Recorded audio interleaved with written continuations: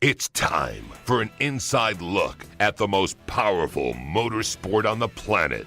WFO Radio, NHRA Nitro. It's the most exciting sport on earth as far as I'm concerned. Take a walk through the Nitro pits as we go one-on-one with the stars of drag racing. Hi, I'm Courtney Forrest. I'm Tony Schumacher. Hey, you're with Matt Hagan. This is Ron Capps, Matt Hagan's personal friend. You're on WFO. Featuring the NHRA's Alan Reinhart. Our events are truly an experience. They're not just a spectator event. They are an experience. So get in, sit down, and hold on with host Joe Castello as he goes WFO. Thanks, brother. Always love being on WFO, baby. Nobody brings it to you better than you, brother. Now crank it up. It's time to go WFO. Here's your host, Joe Castello. What's up, NHRA fans? Welcome back to WFO Radio NHRA Nitro. We are a podcast, and the winners win their way on the show. That's kind of our shtick. So you're going to hear the winners of the Mellow Yellow Series AAA Texas Fall Nationals. We've got Steve Torrence, we've got Robert Hight, we've got Tanner Gray, and we've got L.E. Tonglet. And everybody's got cool stuff to talk about in addition to winning the race. The championships are being decided. People are falling out of the championship race as we go through the rounds. And we're going to hear from these guys. It is going to be great, plus Alan Reinhart. If you're new to the show and you love NHRA drag racing, or even if you are new to NHRA drag racing, I think you can get a lot out of this podcast. So subscribe, bookmark the website, WFOradio.com. We've got a free mobile app that everybody is really loving. The new version of it, getting a lot of positive reviews. All great stuff. So we're going to get into it with the winners, but the show has sponsors. We've got some sponsors that make it all possible, like HusseyPerformance.net. David Allen and the guys over there doing a great job. Sean Bellemere getting the win out there and getting closer and closer to locking down the top alcohol funny car championship. Copperhead gaskets, the most accurate on the market. HusseyPerformance.net. Also, Motorsportsguys.com. Terry McMillan getting to the final round. Wow, our sponsors had a good weekend this past weekend. Terry McMillan got to the final round. Motorsportsguys.com, his new mail order venture. You can get Amelie motor oil, you can get parts, you can get filters, and you can even get a free Vegas Win Tribute hat if you use the promo code WFO at checkout. Motorsportsguys.com. CatSpotLitter.com. Scott Palmer's team, supported by CatSpot Litter. WFO Radio, supported by CatSpot Litter, among others. Bottom line, if you love the sport of drag racing and you've got a cat, why not go to CatSpotLitter.com and order CatSpot for your cat? The cat will love it. The cat will love it, right? Just ask the cat. The cat will tell you. I love it. Rodak'sCoffeeandGrills.com. Marvin Rodak. Oh, man, Marvin Rodak. We got to get Marvin on the Ignition Show this week, I think. Marvin Rodak was out there as a volunteer crew member on Mark Billington's car in Top Alcohol Funny Car. Just crazy stuff. Marvin Rodak, such a diehard guy, roasting coffee for a lot of the teams out there. If you're a drag racer and you love coffee, you got to get on board with Rodak'sCoffeeandGrills.com. Try it out. Try it out. You will absolutely love it. Plus, the holidays are coming in for me. It makes my gift getting very easy because I send all the people that I need to get like a little something. Rodak's coffee and hot sauce and a spice rub. It is great. Rodak'sCoffeeandGrills.com. Frank Hawley's Drag Racing School, the Dragster Adventure. That's the big gift, right? You got somebody really special. You want to send them on an experience. The Dragster Adventure, it's basically you get to drive a dragster with Frank Hawley in attendance. What's worth more, driving the dragster or hanging out with Frank? That's up to you. You decide. FrankHawley.com, the Dragster Adventure. Samtech.edu, the School of Automotive Machinists and Technology. Over the course of the weekend, we said Samtech.edu thousands of times because of the Samtech Factory Stock Showdown final race. Leah Pritchett ends up winning the championship in the Samtech Factory Stock Showdown. Archie Cohn, Stephen Bell coming up a little bit short. But Samtech and the people who go there, the real winners, because more and more people are realizing I can become a CNC machinist, I can become an engine builder, I can become a motorsport EFI tuner. They've got great classes. Check them out, samtech.edu. Aerospacecomponents.com. I am always checking the brakes on everybody's cars now. And Aerospace Components are on a lot of winning cars. Shifters, vacuum pumps, all kinds of billet components. Check out aerospacecomponents.com. They've been on board with WFO for most of the year. We greatly appreciate Kim Cussy and her team. Hangstafers, metalworking lubricants. Their goal at Hangstafers is to make your shop more efficient and your metalworking more efficient. Obviously, they are on board with DSR and John Horse Racing, but Hangstafers got a lot going on. Go to hangstafers.com, and if you're going to the PRI show, Hangstafers is going to be in attendance. Make your plans to stop by the Hangstafers booth already. And audible.com/WFO Nitro. What's been very interesting is our listeners, since we've been talking about audible.com/WFO Nitro, where you can start your free trial. These are audio books. People are telling me all these books that they've been listening to. Out at the WFO meetup, which was part of the NHRA Fan Fest, I ran into several WFO radio listeners, and they were telling me they love audible.com/WFO Nitro. Get on there, start your free trial, check it out. Everybody's loving it. And they're rattling off a list of various different books and things to listen to along the way. If you spend a lot of time in the car, you understand why everybody is on board with this. The great sponsors that make WFO Radio possible. We've even got people on Patreon making this show possible. Believe me, it wouldn't happen without these great folks. And, of course, we're always reaching out for new partners. New partners, just saying. Hashtag just saying. Time to get on with it. Joining us now, he is the voice of the NHRA, called the action out there in Big D, the AAA Texas Fall Nationals. Alan Reinhart joins us now. Alan, welcome back. Hey, Joe, great to be back. Great weekend out there with everything except the frickin' weather. Yeah. Good and bad. I mean, we did get the Mellow Yellow Series in its normally scheduled time, which is great. But everything else, everybody else, was just a tough deal. Well, I hate it for the sportsman racers. You know, they show up, they spend time, they spend money, they take time off of work. And then because of what happened, and I think most of them understand it, you know, when we've got TV windows that have to be hit and we've got stuff that has to get done. And it probably would have all been fine if the last rain shower hadn't come through on Sunday evening and washed it away until Monday. But, you know, the sportsman racers miss out on a lot when that happens. And I hate that for them just because of all the time and effort they put in. But the fans that came out to watch the Mellow Yellow cars, they certainly got to see a heck of a show. They absolutely did, and we are going to get into it. But, yeah, a bit of a bummer. And, we'll go down the list of winners. Bit of a bummer that we were unable to get through it. How about, Super Gas? They run first round on Thursday night to try to get ahead, and as it turns out, they don't get to run second round until Sunday. Yeah, I mean, it's tough on the guys when you've got to do that. Most of them are, those guys are used to the fact that, okay, we're going to run first round usually on Friday, and then we're going to run another round or a couple of rounds on Saturday, and then we're going to run another new day on Sunday. So it's not terrible as far as what do I do with the car, what numbers do I put, because the racers are kind of used to doing that. The bad part is that, they've made the investment in time and energy and stuff to come down there and then sit for 2 days and not get to go out and play and not get to have an opportunity to be on the track and go out and do the stuff. And, everybody understands that when weather comes in, you got to make adjustments. I just hate it for those guys because they put in the time, they put in the effort, time off work, and I hate it for them. But fortunately, Monday they were able to get up and get everything finished off, and everybody goes back to their life or on to the next race, whichever one it is. Absolutely, absolutely. All right, so the Mellow Yellow Series in the middle of the countdown, but we're going to throw a curveball at everybody because a championship was decided this past race, and I feel like it was as exciting as could be going down to the final race. Leah Pritchett and Chrysler winning the Samtech Factory Stock Showdown. Kevin Skinner taking out the Chevrolets. Leah going on to win the title. Yeah, it was a fun race to watch, and especially because of the way it all came down.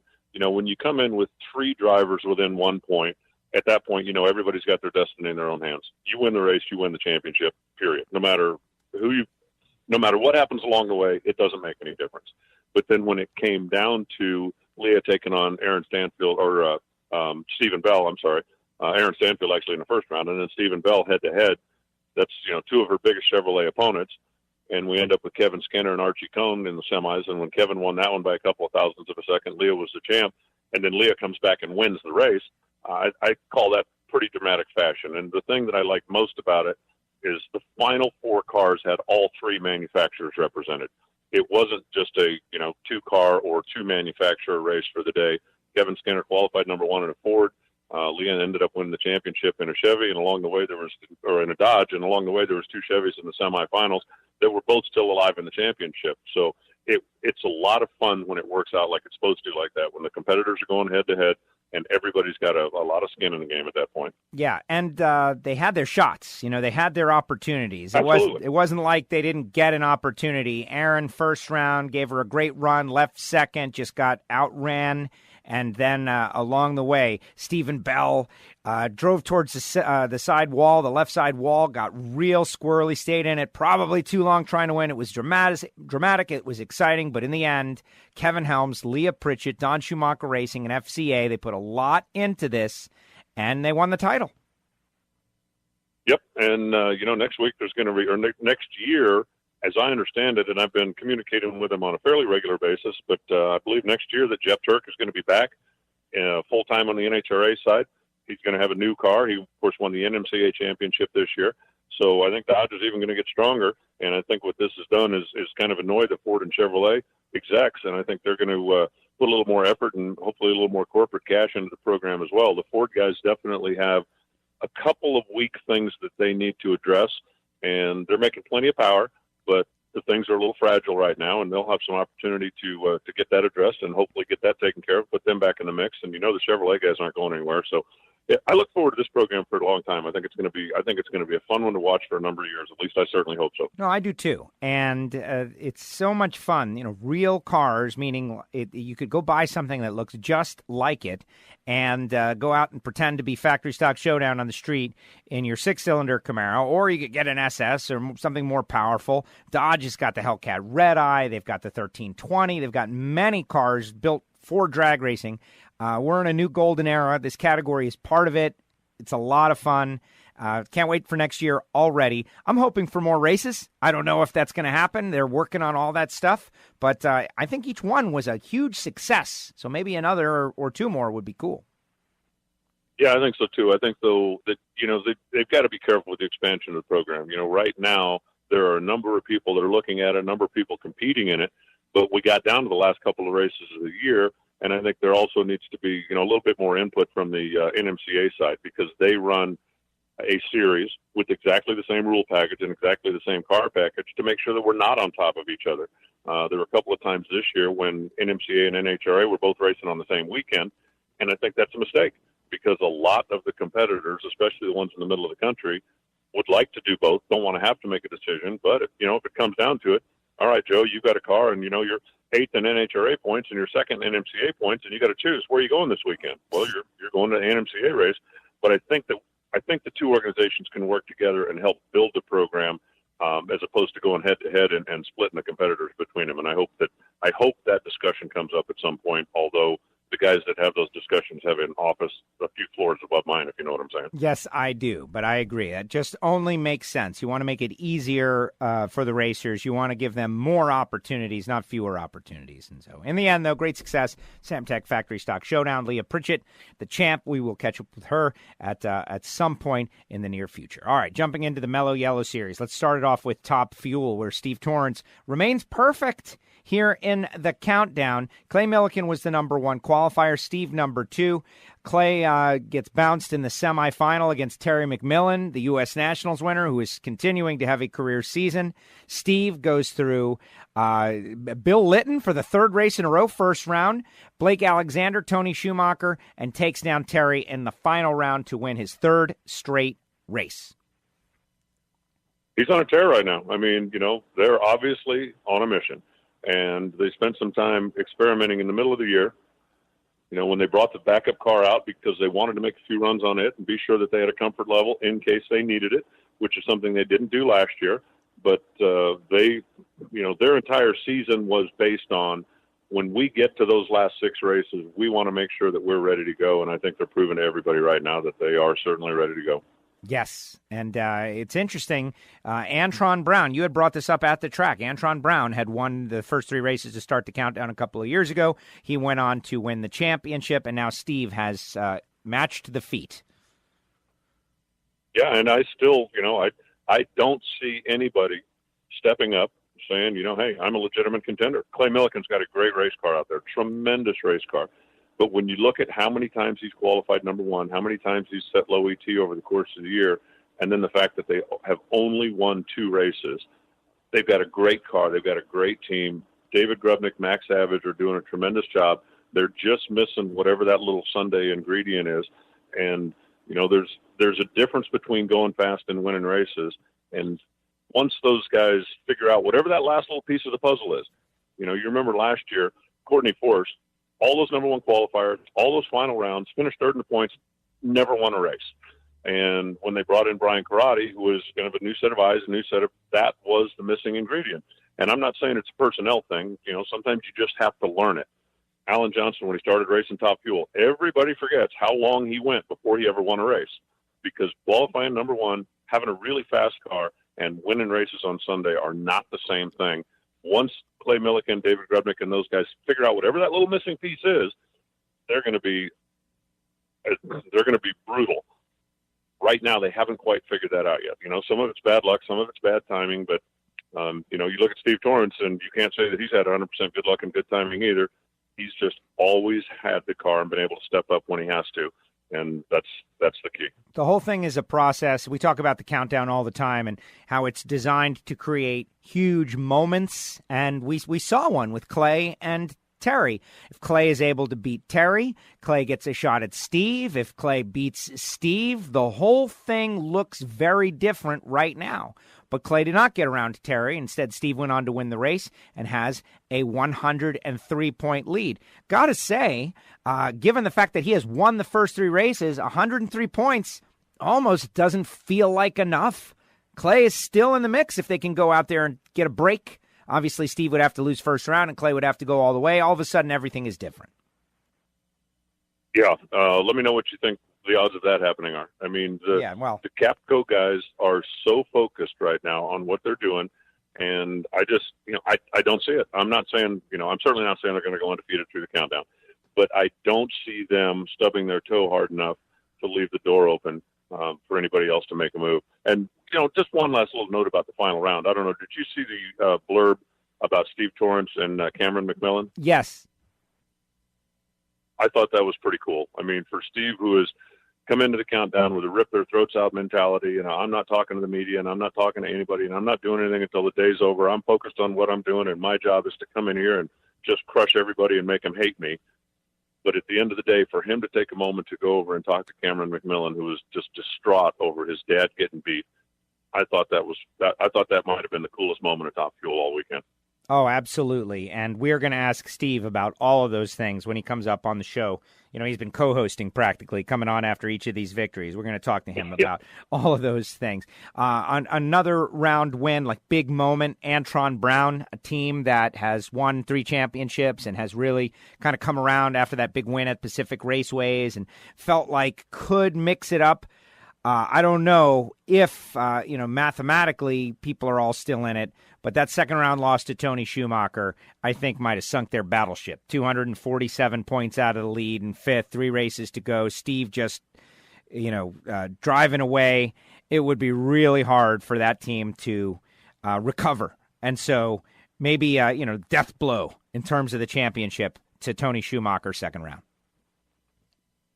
Potentially, yeah. And I think, it's the same thing we talked about before, that, you look at if Antron was 240 points back in second place, then you talk about, okay, if Steve stumbles, I can make up some ground. But I don't see both Steve and Clay stumbling.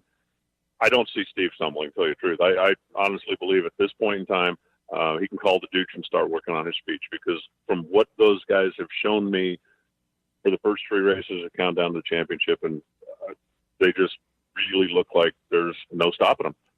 The Dooch gets a mention on WFO. I love it. We're going to have to all go see the Dooch soon. Yeah, I'll be headed that way, because I can promise you my trim down and fit into the tuxedo I own program isn't going quite as well as I wanted to.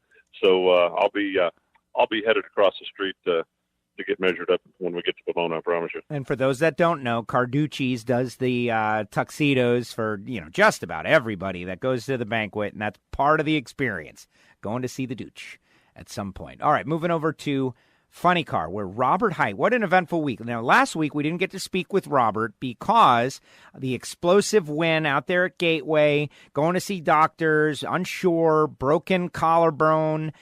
This week we got him. He's going to come on. He's going to tell us all about it. They didn't want to have any questions, any doubt. They wanted to know and focus on what was up. We got Chris Cunningham last week. Very interesting interview, incidentally.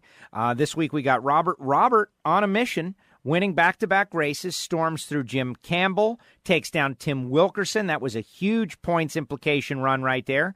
Takes down Bob Tasca, and in the final round, his closest competition, J.R. Todd, just gets outrun by Robert Hight, Jimmy Prock, Chris Cunningham, and the AAA Camaro is leading the points, looking pretty strong to go back-to-back, something we haven't seen since John Force. And the way he got there is fascinating. I'm really looking forward to hearing your interview with him as well, because, you know, they had just an absolute media blackout at JFR over the course of the last couple of weeks, which is pretty unlike them. And, you know, I don't know anybody outside of Robert and John and maybe Jimmy Prock that really knew what was going on.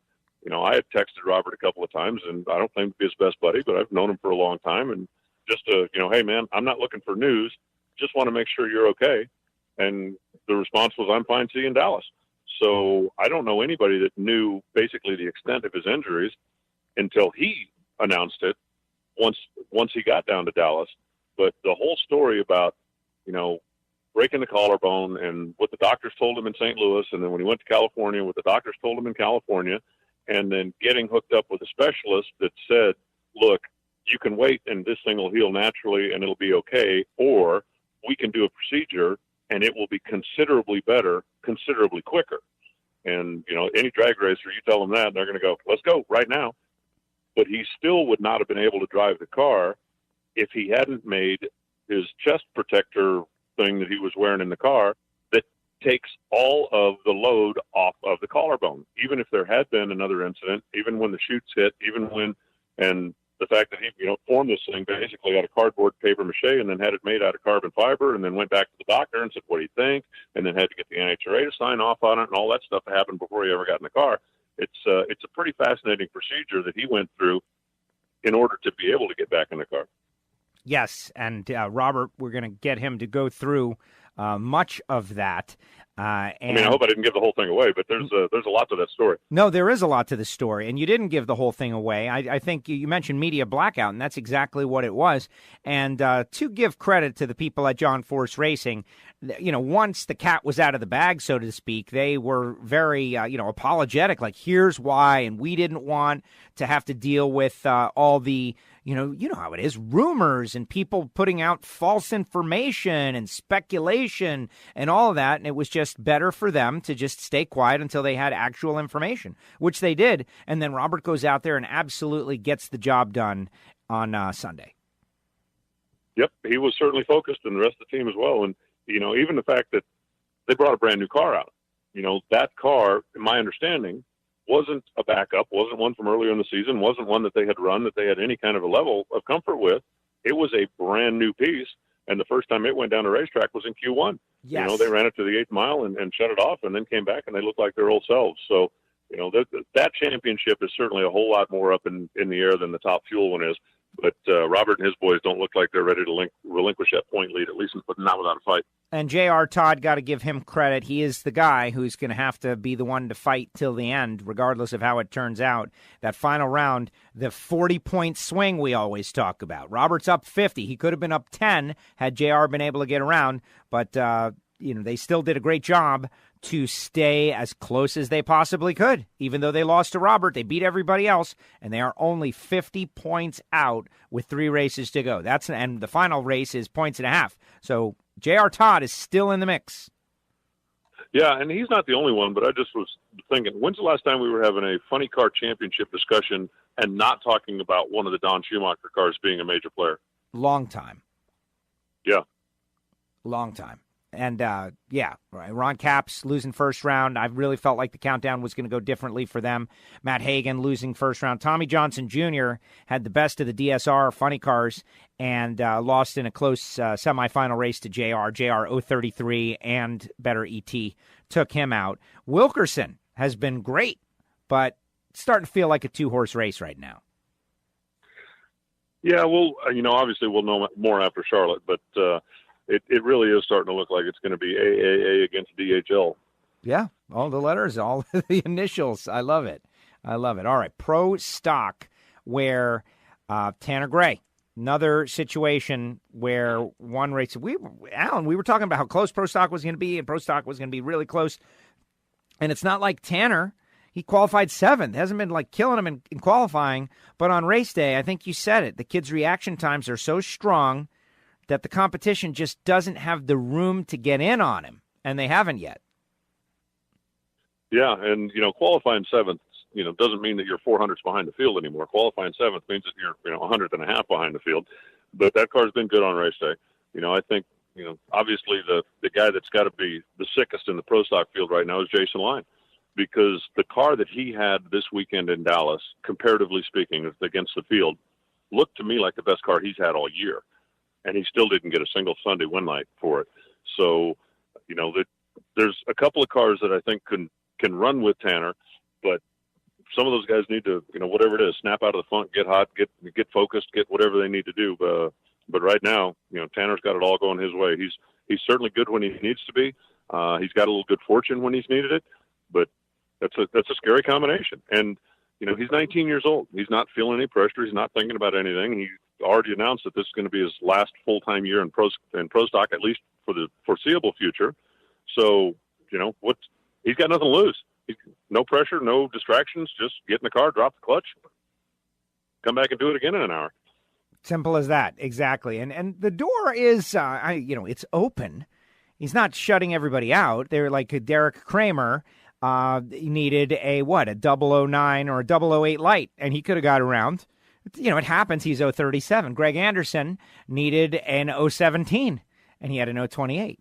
Matt Hartford went red, and Tanner goes to the final round, and then would have just bested Jeg. It looks like Jeg needed something like really low 00. But he's putting together a combination of runs that's getting him, and now he's just looking really strong in the point standings.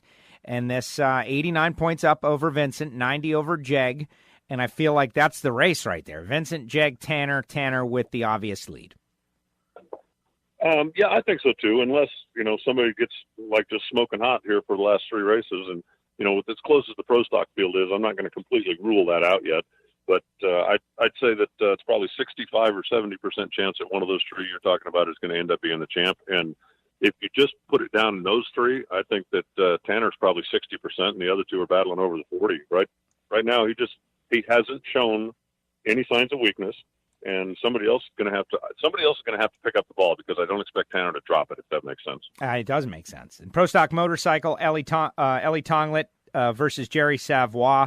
Savoy had a real tough day just swapping motors. Ellie, I don't want to call it cruise control, but he beat both the Harleys, beat Angel, and beats his bike owner to go on and win, and LE is now in a really good spot, plus 47 over Eddie, plus 48 over Matt. Matt Smith, obviously, with a heartbreaking loss, but this one is far from over.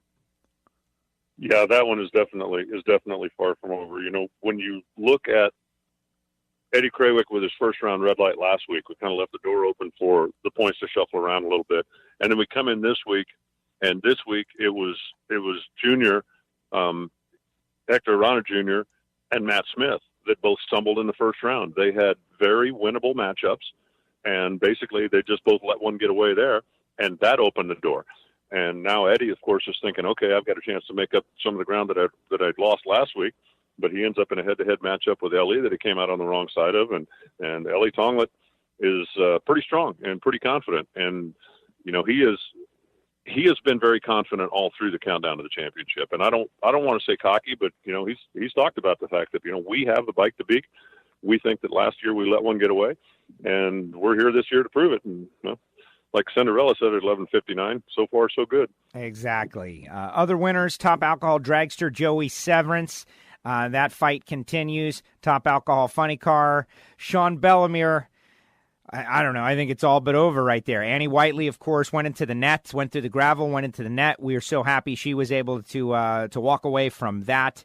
But in the alcohol ranks, what do you see? Bellemere taking the win. I feel like that might just cement it. Severance, the fight goes on. Yeah, Sean Bellemere, he's in very good condition, right, or very good position right now, and they also don't show any signs of slowing down. I think the guy who's got to be sick to his stomach, and because there's got to be one every week, Chris Marshall. If you qualify number one, you don't expect to run Sean Bellemere in the first round. But Steve Boggs is notorious for experimenting when the opportunity is there, and when it's time to go, he can go. So they come out in 2 qualifying sessions, with one being lost to rain, and I think the best run he made was 8 seconds. And then he comes up in the first round and runs 5:48. But Marshall still had the better car had he not gone red, and that might put a whole different complexion on the points chase right now. Bellemere took that, and they went on and won it. I think the final round that came down to .0008 against Doug Gordon was a monster run, one of the best funny car races we've seen all year in the alcohol categories. And when Joey Severance and Sean Cowie went head-to-head in the semifinals in the 2 alcohol dragsters and ran a 23 to a 24, and I believe it was a whole shot that decided it. That's one of the best side-by-side runs we've seen in alcohol dragsters. So if you're a fan of that style of racing, the fans definitely got a heck of a show from those cars on Sunday. Absolutely. Simple as that. Great stuff. Other winners out there, and this was all decided on Monday. Clinton F. winning Comp Eliminator. Brandon Bakey's with a Samtec sponsored or Samtec car in Superstock. Brian McClanahan, wow, in Stock Eliminator, goes all the way. So he's able to replace points and make a move in the championship. McClanahan does in Stock. Jack Collier in Super Comp. Casey Plaisir, Super Gas. Val Harmon in Super Street, the Chevy 2, Lance Rutland in Top Sportsman, Darian Bosch in Top Dragster, Jeremy Ray, first Pro Mod win on the NHRA side of the world, the Carolina Kingpin car, Leah Pritchett, of course, Factory Stock Showdown, and Dennis Weingardner in NHRA Street Legal. Everybody getting the job done out there on Monday. Yeah, it was a shame I couldn't hang around and normally I do. I stay and watch the rest of the sportsman stuff and call the action. It just wasn't possible to happen this weekend, but do want to congratulate all the winners. I think, again, the E3 Pro Modified guys put on a whale of a show. And like I told Brian when we were swapping the mics first round coming up on Sunday, it's when the first 2 cars in your 16-car field are Mike Castellano and Mike Janis, you're in for a heck of a ride in Pro Mod, and those guys delivered as they always do. Absolutely. No, it's great. The category is fantastic. Alan, great job as usual, and we got race 4 just days away, headed to Charlotte, and I am hoping those people obviously just got destroyed by Hurricane Flo, and a lot of people in the region are still dealing with a lot of the after effects. I am hoping they feel up to a little distraction, a little positive distraction, and coming out and spend a little time with the NHRA. I know we are going to try to put on a show for them. We'll do the best we can. Give us good weather, and we'll take it from there. And I think that from the number of people that I've talked to down there that are in at least the Charlotte area, it certainly wasn't as bad as it could have been, or that it was potentially forecasted. So, I think everybody can use just a little.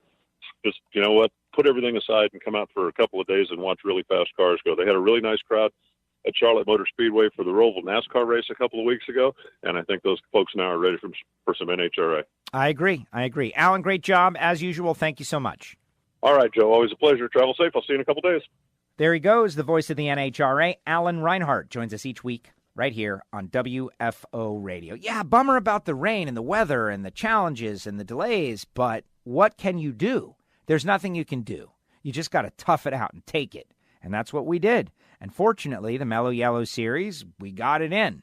And the Lucas Oil Series had to wait until Monday to finish it up. But they were trying, I can tell you. Everybody was trying, and every once in a while we would just get a big, heavy Texas shower and it put the brakes on just about everything. All right, we've got Steve Torrence, Robert Hight going to be up first. We have gotten, why do I make that call, by the way? Robert Hight, 2-time champ. That's how I decide. If you've got a better way, let me know. Typically, Top Fuel starts off everything, but if you got a multi-time champion, they usually start off. That's the way I do it. If you've got a suggestion that's better, by all means, email me, joe@wforadio.com. Then we'll have Tanner Gray. Then we'll have L.E. Tonglet towards the tail end of the show. Going to be great. The Ignition Show this week going to be fantastic. But right now I want to tell you about motorsportsguys.com. Terry McMillan, who made it all the way to the final round. And what is that? The 6th final round of the season for Terry McMillan. 1 win in 6 races. That's got to be a little bit of a bummer, but the 1 win was the Chevrolet Performance U.S. Nationals. Talked to many racers. They would trade 5 wins for a U.S. Nationals victory.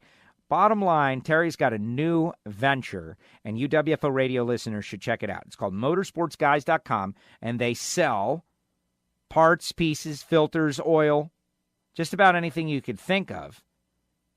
Pro racing oil, meaning professional racing oil from Amalie, 520, 1030, 2050, 70 weight, the top fuel oil that Terry uses, plus filters so you can order your next oil change from motorsportsguys.com. They've got all-star performance racing and high-performance parts from Motor State Distributing and Lane Automotive. They've got K&N air filters. They've got Molly filters. They've got Wolf's Head. They've got everything. So go to motorsportsguys.com, check it out, bookmark it, and here's the deal. Here's the benefit. This is why you should do it. You can get a free Vegas Win tribute hat. Remember way back in the day when Terry only had 1 victory and was not a Chevrolet Performance U.S. Nationals winner? They've got a tribute hat. We're going to Vegas soon. It's going to be the 1-year anniversary, and you add it to your cart, use the promo code WFO, and the hat's going to be free. You get a free hat. How cool is that? People at the races spending a lot of money for that hat. Plus, you're going to get your oil to your door, your oil change, your part, your piece, your filter through motorsportsguys.com. We're thrilled that they're on board with WFO Radio. And, of course, you want to tell your friends about motorsportsguys.com. Go to your browser, bookmark it, so you will be reminded the next time you need it. And that is the whole point. Don't worry, we're going to remind you as well. And big thanks to Terry and Jim and everybody for making it all possible. Motorsportsguys.com. All right, when we come back, it's going to be Robert Hight, who starts us off, has won 2 in a row, playing hurt this weekend. What happened? Where was he last week? All that stuff. We're going to ask all those questions. Coming up, Robert Hight is next. This is WFO Radio.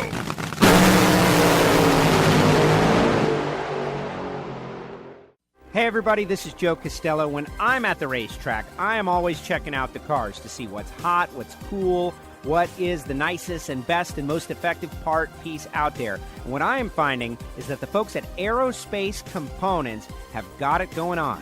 They've been in business for over 30 years. Everything is made in America, and they are family-owned and operated. Aerospace Components is a name known throughout the racing industry as one of the leaders in manufacturing high-performance drag racing products. Their Tampa Bay area facility is equipped with state-of-the-art CNC machining centers and inspection equipment. You got to get it right. They get it right. They have racers all over the country that run their brakes, shifters, vacuum pumps, water pumps. They do so many different things. And if you go to their website right now, Aerospace Components, you can check out exactly what I'm talking about. And if you want your front brake calipers in pink or aqua or green, they can do that too. Check it out. That's aerospacecomponents.com. Check out the website and let them know you heard it on WFO. Start your education at full speed with the School of Automotive Machinists and Technology. Accelerate your career as a high-performance engine builder with classroom instruction and practical hands-on experience in the lab, on the dyno, and at the track. In addition to the blockhead and CNC programs, SAM now offers motorsport, EFI tuning, and an Associates of Applied Science degree. And SAM is a military-friendly school, approved to train veterans and other eligible persons under the GI Bill. Start your education at full speed. Go to samtech.edu today. Hey everybody, how do you start your day? You started off with a little coffee. And do you want something cheap and vacuum-packed with garbage? Do you want to pay for a retail coffee? It's like $11. Or do you want something that is good, like RoadAxeCoffeeandGrills.com? Join the RoadAxe Army. WFO users and listeners know all about it. Over 40 grades to choose from. This is roasted fresh per your order, not to mention hot sauce, spice rub. You got to call Marvin, get on the phone line, or go to the website, RoadAxeCoffeeandGrills.com. Check it out. That's RoadAxeCoffeeandGrills.com. Subscribe to WFO Radio on iTunes. Never miss a show. And don't forget to write a review. WFO. Hey, this is Joe Castello, and we'll be back to the show in a second. But first, I want to tell you about CompetitionPlus.com. There's a reason CompetitionPlus.com is the leader among drag racing electronic magazines. Their trained staff is always on alert and always asking the tough questions. The end result is hard-hitting drag racing journalism with up-to-the-minute reporting. For over a decade, CompetitionPlus.com has been a pioneer as drag racing's go-to source for the latest in news, race coverage, and high-quality photography. Their trained staff thrives on getting the inside stories, and their columnists study their topics before they hit their first keystroke. When it comes to covering the races, they leave you feeling as if you've actually been to the race. CompetitionPlus.com is an honest-to-goodness, free drag racing magazine published by the most passionate of drag racing fans, who just happen to be journalists. Don't wonder what's going on in the drag racing world. Be in the know daily. Log on to CompetitionPlus.com. Now, back to WFO Radio, NHRA Nitro. Welcome back, NHRA Nitro Podcast. If you're not a podcast subscriber, we got a lot of people that just click on Facebook and listen right there, or our SoundCloud. But the fact is, you can go to your Apple phone and go right to the podcast section and subscribe. You can do it on just about anything, anywhere you get your podcast. But a subscription means you never miss a show. And we've got a feed that we've got some stuff in there that I think you're going to like the winning NASCAR press conference every week. You get right to the driver, cut out all the other nonsense and just hear what the driver has to say. We put that up there. Our Ignition show, people are liking it more and more as time goes by. Very entertaining. It's very entertaining. High-level entertainment. You will love it. And, of course, NHRA Nitro. You will love it. Being subscribed to WFO Radio. Robert Hight is next, but right now I want to tell you about Hangstifer's Metalworking Lubricants. Dr. Hangstifer started this deal back in 1937. The fact of the matter is their products are engineered to increase productivity, reduce downtime, without compromising health, safety, and environmental concerns. Their products are consistent, reliable performance, and best value available. They've got hundreds of affiliates throughout the world. Hangstifer's Metalworking Lubricants. Now, we were talking about the IMTS trade show back in September. The next big trade show is PRI, believe it or not. And Hangstifer's is going to be out there at PRI. We'll get you up to speed with the booth and all that, but Antron Brown and Tommy Johnson are going to be signing on Friday. The Sackman boys are going to be out there the whole show, Matt and Zach. They're going to have half-scale dragster reps. They're going to have the Hangstifer's simulators. They're going to have the Hangstifer's top dragster. That's Zach Sackman. They're all going to be there. So everybody make plans if you're going to PRI, and I know you are, right, to stop by the Hangstifer's booth and learn a little bit more about their great products and what they do. They've got full laboratory facilities that are staffed with experts. They can help you regardless of your needs. Hangstifers.com. Check them out. And don't forget to swing by the Hangstifer's booth at PRI. All right, let's get rolling with a two-time Mellow Yellow Funny Car champ. Joining us now, he is the Funny Car winner out there at Big D. Got the job done in back-to-back weeks, this time in dramatic fashion, really in dominant fashion. Last time dramatic, this time dominant. Regardless, it's Robert Hight who joins us now. Robert, welcome back. Thanks for having me, Joe. How you doing? I am well. I am great. I'm recovering from a New York Yankee shellacking while your Dodgers have already advanced, but I'm okay. Yeah, but it's hard to count that lineup that the Yankees have out. They're stout, and Boston's pitching isn't as good as I think it was early in the year. Well, there's a bunch of things that happened that contributed to it, but we only scored one run. Right? So we could have lost 2-1, or instead we lost 16-1. And I would refer Boston fans back to 2004 when we beat the Red Sox 16-8 or something.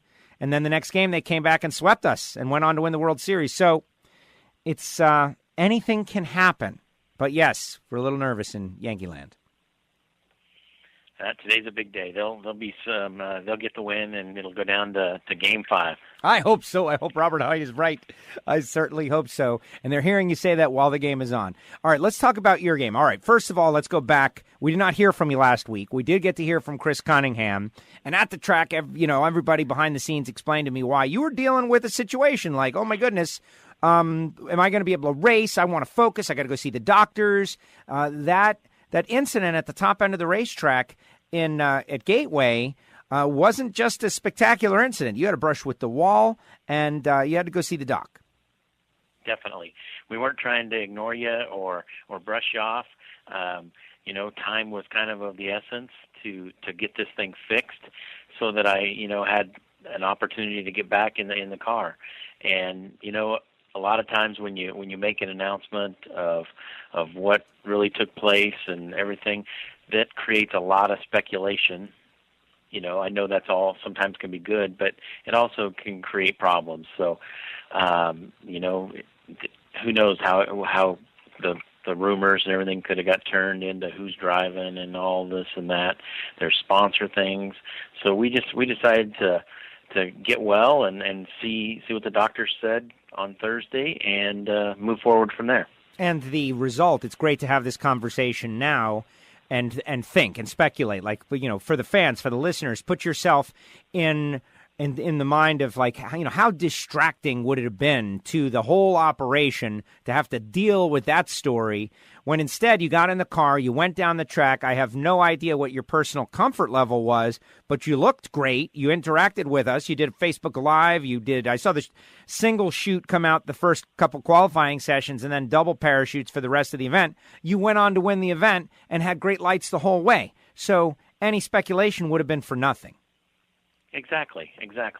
And, you know, I'll be honest, the worst feeling of my whole season or maybe career was being in there in St. Louis and them telling me that, well, you have a broken collarbone and, you know, that's 8 weeks to fix. And it doesn't take a mathematician to figure out that 8 weeks isn't going to be any good for, you know, a championship hopes. You just win the race in St. Louis. You've now got the points lead, and your season's over. So that hurt a lot worse than your shoulder did, I can tell you that. And so, you know, I was very fortunate enough to get into the best doctors in California. And I honestly believe I got the release to drive based on this apparatus that I built that tied in with the head and neck restraint to keep the seat belts off your collarbone, because it's just that's what broke my collarbone, okay, is the seat belts. So it's very important to be tight in the car. You've got to be in there as tight as possible, because moving around, you know, going 300 and some miles an hour, or when you hit something being loose, that's really, really bad. So I had to figure a way to keep the seat belts tight and it not put pressure on the collarbone, you know, that's trying to heal. So built this apparatus, and I'll be honest, it worked amazing. I may never quit using it. And it is now available at John Force Racing as a medical safety device, right? Yeah, and you know where I got the beginning of it was Simpson made this device for Greg Anderson after he had his heart surgery. So he had a chest protector, basically, made of carbon fiber. Well, they sent that to me, and was my starting point, you know, and it worked perfect. I mean, it worked amazing, and honestly, had I been wearing that thing in St. Louis, I don't think it's possible to break your collarbone. So that's what I'm saying. I may use it from here forward. Wow. Well, I can't wait to get a look at it. I mean, I have a general concept in my mind of what it does, and it just kind of distributes the pressure a little bit better over a larger area as opposed to the belt. But still, if you got something, isn't this how innovations happen? It is. You know, it's this is how we got to where, you know, we're, you know, driving 3-second funny cars at 300 and almost 40 miles an hour is innovation. And you know, Jimmy Prock, do you think he ever, you know, is sitting still? You know, he's always thinking about how to go quicker and faster and make that race car better. And we have to do that with safety and everything else that we deal with. All right, so let's talk about the race in that, mid-pack in qualifying. Kind of interesting. We did have the hero session, and I forget exactly what happened to you in the hero session, but judging by the sixth qualifying position, you didn't nail it. No, actually, we the Friday night session isn't even where everybody ran good, their best runs. We missed it, but you got to also remember, we had a brand new race car. Okay, that was the second run on it. Okay, it was brand new. We took as much of the control systems that were still good and everything from the crash car, put it on this brand new car. The team spent all week after St. Louis building it. So there's always going to be, a couple runs to get things dialed in. Every car isn't exactly the same. But, in the second run, it did go down the track, so you got to give, the AAA team credit for all their hard work and everything. So it took Jimmy a few runs to get dialed in. And then on Saturday, I gained qualifying points both runs. I wasn't quick both runs, but I think I gained 2 points the first run on Saturday, and then 1 point on the Q4. So, I felt we were moving in the right direction, and then low ET first round. So, Jimmy Proc's back. Yes, that is a fact. Jim Campbell was having a good qualifying effort, but does not get down the racetrack. And then it's about the championship now. You're trying to go back-to-back. It hasn't happened since John Force did it. This is very, very rare to go back-to-back. And so I can't help but think that you guys have got this on your mind, in addition to winning just this championship. But this is rare. You've been in the mix for a while.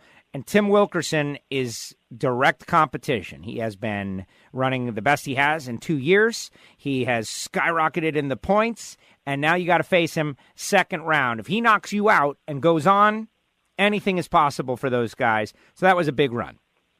Oh, it was huge. Wilkerson, I think Tim and I were neck and neck on, points gained in the first 2 races. We were right up there at the top of points gained in the countdown. So that was a big run. That would have put him right in the middle of things. I would have lost the points lead had he beaten me second round. And he qualified well. The car's running well. So we knew we had to be on our game and step it up, and luckily we got the win. But after the first round, every race, every run was huge. And J.R. Todd, you look over there, those guys are just going rounds. They're steady as can be. They're a top 5 qualifier every week, gaining points in qualifying. They're just steady, and one little stumble, and they got us. It's interesting. I want to make sure. See, to me, just like the baseball playoffs, right? It's like everything is magnified.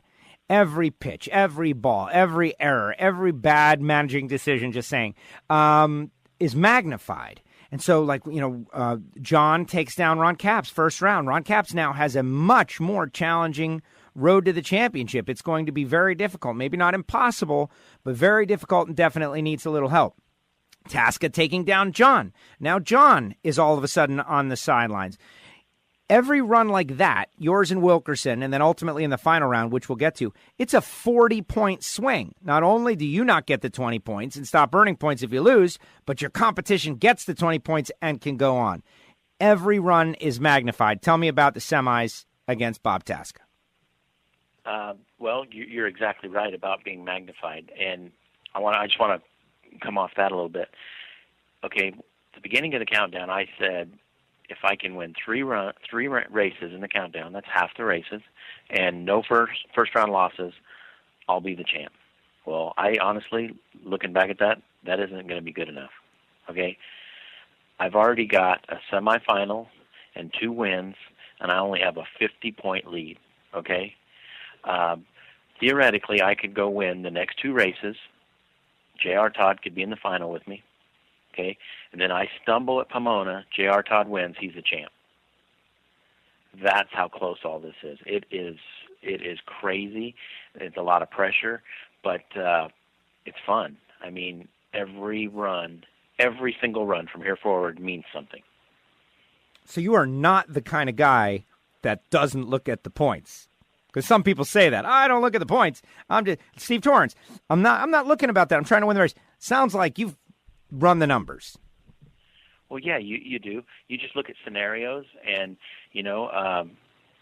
we still got to take it one run at a time. You can't let one big run overcome you and you screw up. But this isn't hard math. It's J.R. Todd is very steady. That whole team, they're doing great. And, honestly, I thought Tommy Johnson was going to beat them. Tommy Johnson was running better, not by a lot, but a little. And those guys stepped right up to the plate and beat him in the semis. So, they're doing their jobs over there, and I can't think of honestly a better team to be in a battle with. They're a great bunch of guys, and it's going to be fun. The kid's a good driver. Yeah, 033 going into the final round. And so that's one of the reasons they outran them as well. So, yeah, tell me about that prepping for the final round and the 40-point swing. This is what everybody wants to see. The heavy hitters, the clash of the titans, the best of the best run for the money. And here you are trying to win this championship. You just won last race. You're off the starting line first, 065, and throw down a 95 with a 5 at 325 and took the win. Pretty stout. We didn't have lane choice. Typically, it seems like the left lane is a little better in Dallas. And, J.R. Todd had been winning from the right. So they hadn't decided whether they wanted to stay in the right or give it, or move over to the left. So they were taking their time, figuring out where they wanted to be, and don't blame them a bit. That's what they should do. So finally, Jimmy, he was like, I don't care what lane we're in. We're going to run good, and no matter what lane we're in. He yells on the radio to Lanny and to Chris Cunningham, give me a comparison to the semifinals. Let's make our call and get this over with. And I just hearing him say that, it was like he had confidence. We can win in either lane. It doesn't matter. I'm not gonna make a change to what we've been doing just because we're in the right lane, which might be a little inferior to the left. It's like, give me a number. Let's make our call, and it's either good enough or it's not. And we ended up getting the win. So it was awesome. And like you said, 40-point swing. The points lead would have been cut down to 10 points had I lost, and now we have a 50-point lead, which isn't a lot. Yeah, no, it's not. It's not a lot. It's runs, though, like this, when and if championships are won and lost, we go back and think about where things could have turned. And this final round was won. But now the first half of the countdown is... I'm already looking at where things could have turned. Yeah. Okay. In Maple Grove, I had the best car, and I red-lit in the semis. What happened there? I didn't get to ask you. What happened there? Was that just being amped up? Was it something... Tell me about that. Too close to the edge, just amped up and pushing it way, way, way too close. How long are you going to be? I got a war down here. John, I'm on him. Okay. Tell him you're talking to WFO, man. Tell him you're talking to WFO. So anyway, just pushing it too close to the edge, and didn't get away with it. So, but I could be in the same boat Steve Torrence is. And, that 50-point lead would now be a 90-point lead and have won the first 3 races in the countdown. Right, just like that. Well, you do have a 50-point lead and headed to Charlotte. Let's talk a little bit about this. 2 wide Charlotte. We've adjusted the schedule a little bit here in 2018, so Reading starting off instead of Charlotte. I like it so far, honestly. I'm hoping we have a decent crowd, given that area was, ravaged by Hurricane Flo a few weeks back. I can tell you going to a drag race might not be the top of my list of things to do. At the same time, maybe it will be a great escape for that community to come out to the race and watch some 300-mile-per-hour cars in the playoffs. Exactly. Yep. That's you got to have entertainment and got to have something, just a little bit of a distraction, and hopefully we can put on a good show for them and make things a little brighter. But you look at the long range forecast; it's going to be really, really good conditions. It's a really good racetrack, and I believe It could be, to where it takes 4:02 to get qualified there. Okay, it's going to be that kind of conditions, and there's weekends where a 4:02 isn't that easy sometimes to come by. So we gotta be on our game right from the start. Unload Q1, get qualified, turn up the wick. Robert, great watching you. Happy you're back and you're comfortable. And the thing that happened in St. Louis, it was dramatic for a few moments. The body hitting the jumbotron, all kinds of views out there in the video world. But most importantly, you're okay. everybody else was okay, and you're able to get back racing. Nobody wants to see a points leader not be able to compete, and so that is most important. And regardless of what happens in the next 3 races, we're glad you're okay. But you guys look like you're on a mission. I'm doing good. Yeah, we are. We're focused. I've never seen a more focused group of individuals in my life. This Jimmy Prock, Chris Cunningham, the whole team, they have their heads down. They're working hard. They've won championships. They know what this is all about. And we have 3 races to put everything we've got into this. And, we don't want to be, in November right after Pomona saying that we left anything on the table. We're going to work as hard as possible and see if that's good enough. A Dodgers World Series victory and a Robert Hight championship in the same year. If that could happen, what do? You just retire from life and walk away and enjoy the world? What happens then? Hey, they were the ones that screwed it up last year. It wasn't me. I did my part. They got to the World Series, but they didn't get it done in, Game 7. So I'm going to hold up my end. They better do theirs. There you go. Robert, thank you for coming on the show. I appreciate it. Good luck, obviously, this weekend. I'll see you out there. Okay, Joe. Thank you for everything, buddy. Appreciate it. Thanks, Robert. Yep. Bye. Thank you, Robert. Robert Hight with us here on WFO Radio. And they're on a tear. They're on a run. Robert was in radio silence last week, and I understand why. I really do. I really do. Because why create – it's called controlling the message, first of all. This is, in PR and media relations. Like, they were controlling it. There was nothing good that they could have said. So they went into radio silence, and I understand it. And then Robert felt like, all right, I can drive. I'm cleared to drive. And he went out there, and he drove, and he won. No questions. The smart move. Now, we might not have liked it, but we got to hear all about it this year, which is why sometimes patience is required. But we got to hear Chris Cunningham, I think, was a big benefit, a big bonus last week. And if you didn't hear that interview, I thought it was really good. You should go back and check it out. So Robert Hight looking pretty strong in the points, but he knows it's not over. 3 races to go, 3 down, 3 to go. And 1, it's really 3.5 to go because the Auto Club Finals is 1.5 points. Next up is Steve Torrence. We got Tanner Gray. Everybody's got stuff to talk about. Steve Torrence, I'm going to ask him about why he's not speaking with the at-track NHRA-related media. That is a good question. Like, why are you doing this? And get his opinion. I think it's fine. Look at it like this. In the middle of a ball game, do you get to interview the players? And the answer is no. That's a great benefit in the NHRA. You get to interview the players in the middle of the ball game. Like, hey, you're winning, you're losing, that kind of thing. But you can't expect it. So we'll ask Steve about it. And Tanner Gray goes out there. He wins 2 in a row. And Tanner Gray is leading the points. But there's an interview floating around out there that when I first heard about it was like, really?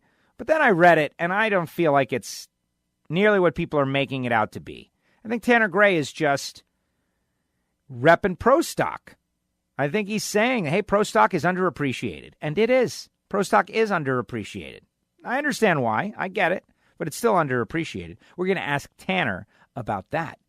All coming up on the show. But right now, I want to talk to you about HusseyPerformance.net, copper head gaskets.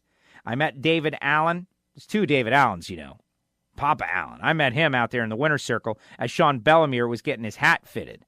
They were all getting hats. And the fact of the matter is this. They make the most accurate head gaskets on the market. They can make anything you need. And they've been doing it for over 40 years and know exactly where and how to purchase copper at the tightest tolerances. We're talking 0.5 of an inch. If you want something custom made, it takes typically less than a week. And they can get it to you at the race or the next race because next day shipping is available. David Jr., I guess, he inspects every single gasket that they ship personally. He's got his mic on him at all times. And if you call him, it goes right to his phone, 724-318-8292. There's a lot of ways to support WFO Radio. A lot of ways. But if you're building an engine, if you're working in an engine shop, if you use copper head gaskets, give Hussey Performance a try. They make them for everything, from nitro-burning engines to pro-mod engines to tractor engines, anything. Go to HusseyPerformance.net. Check out their stock, what they've got. They've got a lot going on. They're located in Ambridge, Pennsylvania. Everything is made in America, including their machines, which I think is incredible. 724-318-8292. Your gaskets are important. They've got them to 1/1000th of an inch for all those exact compression ratio tuning decisions. But the best thing you can do is give them a call, 724-318-8292, HusseyPerformance.net. When we return, it's going to be Steve Torrence coming up next. It ain't just wide open, it's WFO.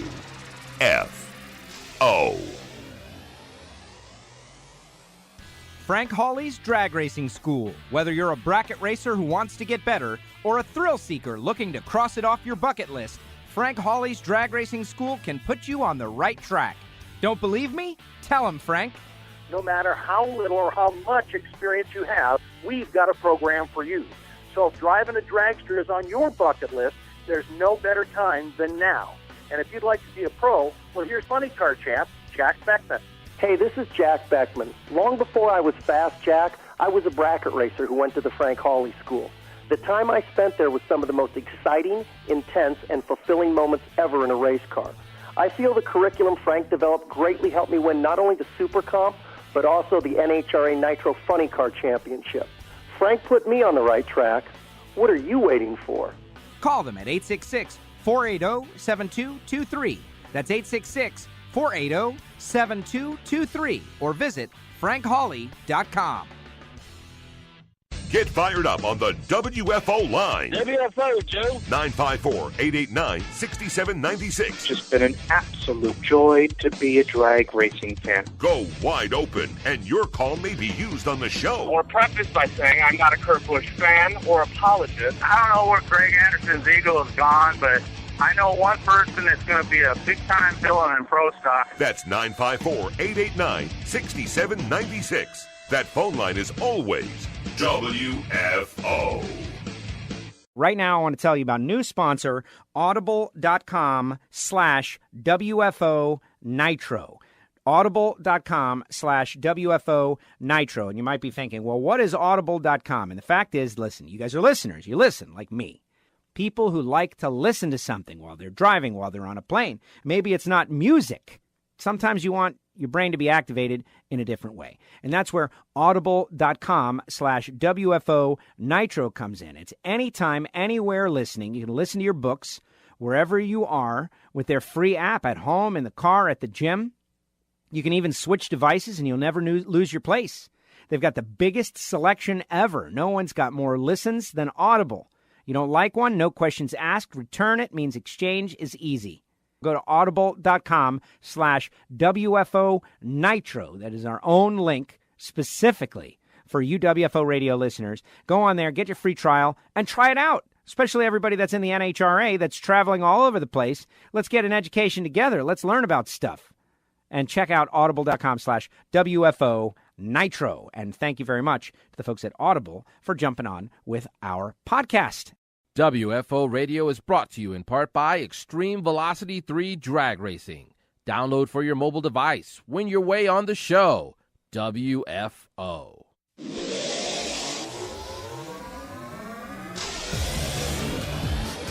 Now back to WFO Radio, NHRA Nitro. I love the Texas Motorplex. No, I do. I think it's one of the cool tracks out there. I think it is. It's got history, but it's still a super track. The fans are die-hard. Yeah, we got dinged by the weather a little bit. Ma Nature was like, no. But we kept on going, and we got most of it in the regularly scheduled amount of time.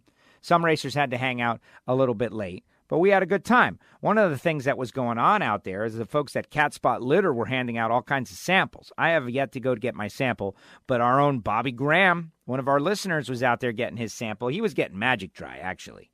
But if you've got a cat, this is for you, cat owners.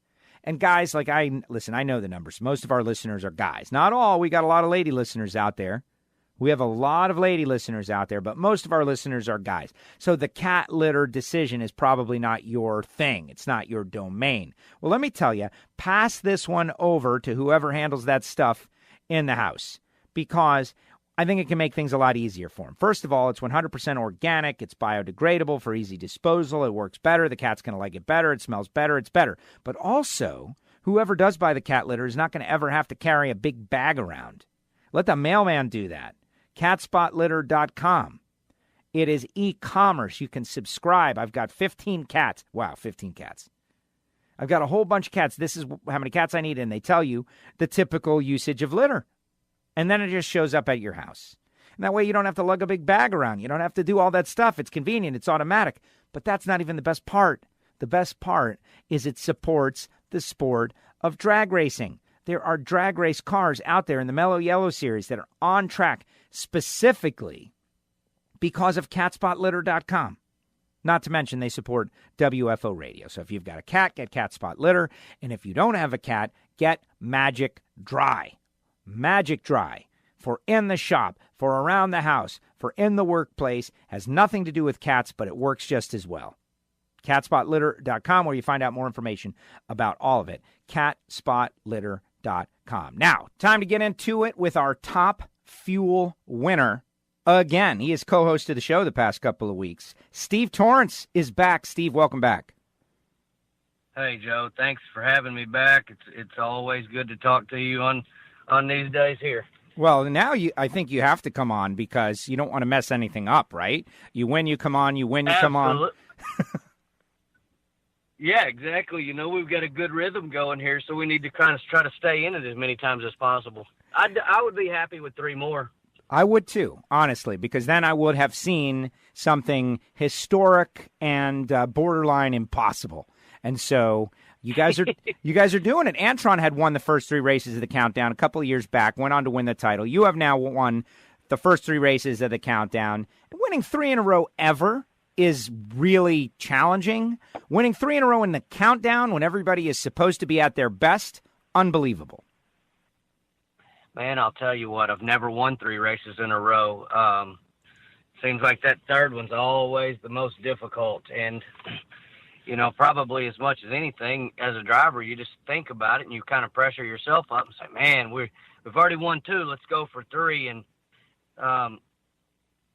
you know, I'm not saying that I'm relaxed and calm and not really thinking about what's going on, but I found myself in this situation exactly last year, and we're in a much better position now than we were leaving Dallas last year. So it's just one of those things that I think once you've been in that position, you've been in the pressure, you're just tested by fire. So I think that I have a little different outlook going on mentally than I did last year. Last year, I think I had something to prove. As a single car team could come out and not only compete but be a contender. And you know, even though we didn't get that trophy, we did kick everybody's butt pretty good last year, and we're able to win 8 races. And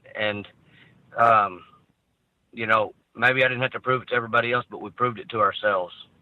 Yeah, they say, you know, in sports, they say you got to lose one before you can win one. That's not true, but sometimes you can definitely learn from the first example. And we're playing these Mellow Yellow My Journey videos all over the place, and I took some time to watch yours as we were getting ready for the final. And you said that, you know, maybe I wasn't ready to be a champion. And I thought that was, you know, also, you know, insightful. You don't really have control over the situation at this point. But the fact that you're thinking about it that way, and I don't know, I think it could be true. Well, you know, I mean, I had pretty good intentions of winning the championship last year and then not really competing full-time anymore. I wasn't real happy with the way things were going, and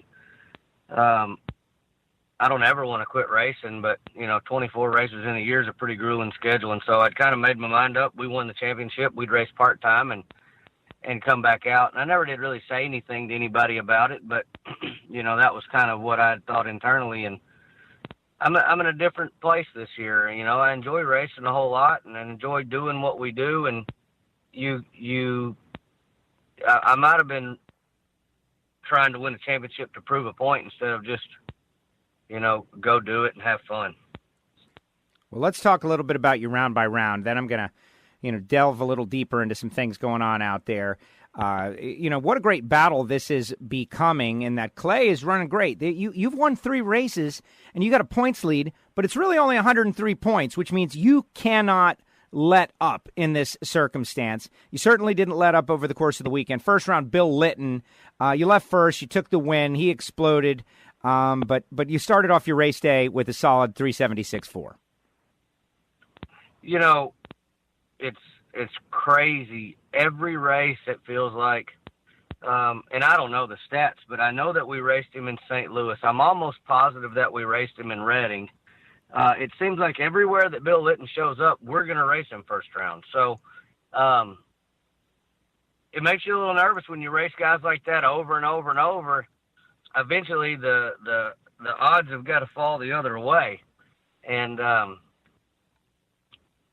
we went up there and did what we needed to do. Richard, you know, got a handle on the race car and was able to go out there and make a nice, safe run, go 76. It was still quick, but it didn't get us lane choice in the second round. So you just go out there and do what it takes to win and race the racetrack.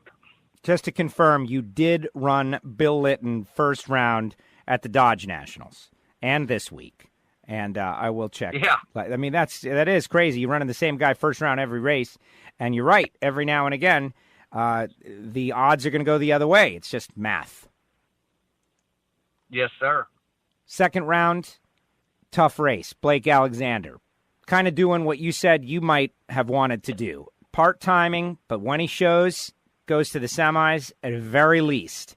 And planning for that race had to be tough, or maybe it wasn't, because you know that they are capable of running near low ET. Yeah, and so let's clear this up. I'm not going part-time. That's just what I was thinking. Yeah, last year. no, I know. Yeah, we don't want to start rumors. It's not ever the time that you really want to have a conversation at the end of the track when you just got beat or whatever. But I walked over there and I told Blake Alexander, I said, look here, man, we did not want to race you. Not only does your car haul butt every time it shows up, but he's a good driver too. And I said, man, we got to stay honest against you guys and go out there and race. And I said, what you got going on is really pretty neat, man. I hope you're having a good time.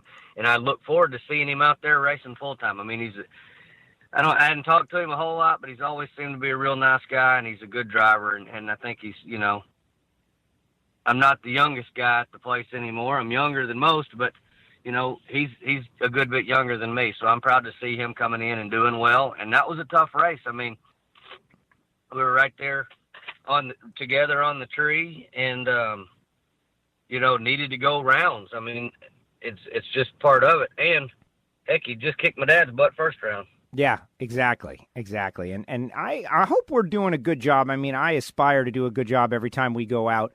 But huge moments happening throughout these countdown races. For instance, you advanced to the semifinal round. Your opponent was going to be decided between Tony and Antron. Either one would have been unbelievable. But Tony wins, which means Antron's championship hopes, you know, I don't want to say that they ended, but they pretty much ended at that moment. 247 points behind Leah, behind Tony, behind Clay, and 247 behind you.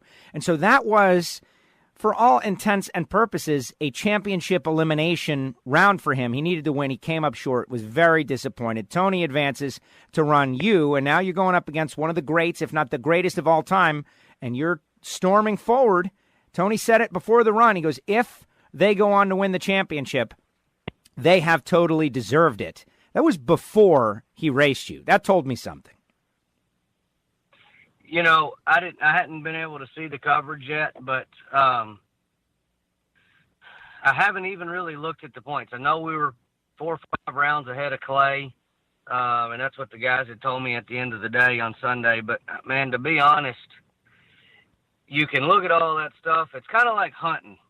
You get out there and you're going to harvest this deer, and you start looking at the antlers, and you get yourself sideswiped and diverted your attention to what's going on and what the end goal is, instead of just doing what you got to do. So we're just staying focused on every round. They asked me, what do you got to do when you go to Dallas? I said, first we got to qualify. And then after that, we got to try to win some rounds, and keep Clay from getting points. So we're not looking at any of that. We're just looking at how far ahead is the next round. We need to make some headway. We need to move forward and just keep building on this cushion. I would love to have enough cushion going into Pomona that we could kind of relax a little bit. But good Lord's going to be the one that decides all that. So I don't know. I don't know how that's going to pan out, but that's what we're working towards. But we don't want to get sidetracked with any of the deadgum points chase and what we got to do and what we don't have to do and what everybody else is doing. We just need to do what we're doing. You take down Tony, you advance to the final, the other side of the ladder, your closest opponent, Clay Milliken, who is having a career season, runs up against another driver, Terry McMillan, who is having a career season, winning the Chevrolet Performance U.S. Nationals. Terry uncorks one, takes down Clay, and now you got to run Terry in the final round at Dallas. For the past however many years, and I feel like it's been 7, and I'll tell you why. After you won, the Capco suite was emptying out, and they're all walking down the stairs. And I'm going back up the stairs, so I could hear them talking about what they had just experienced, the victory.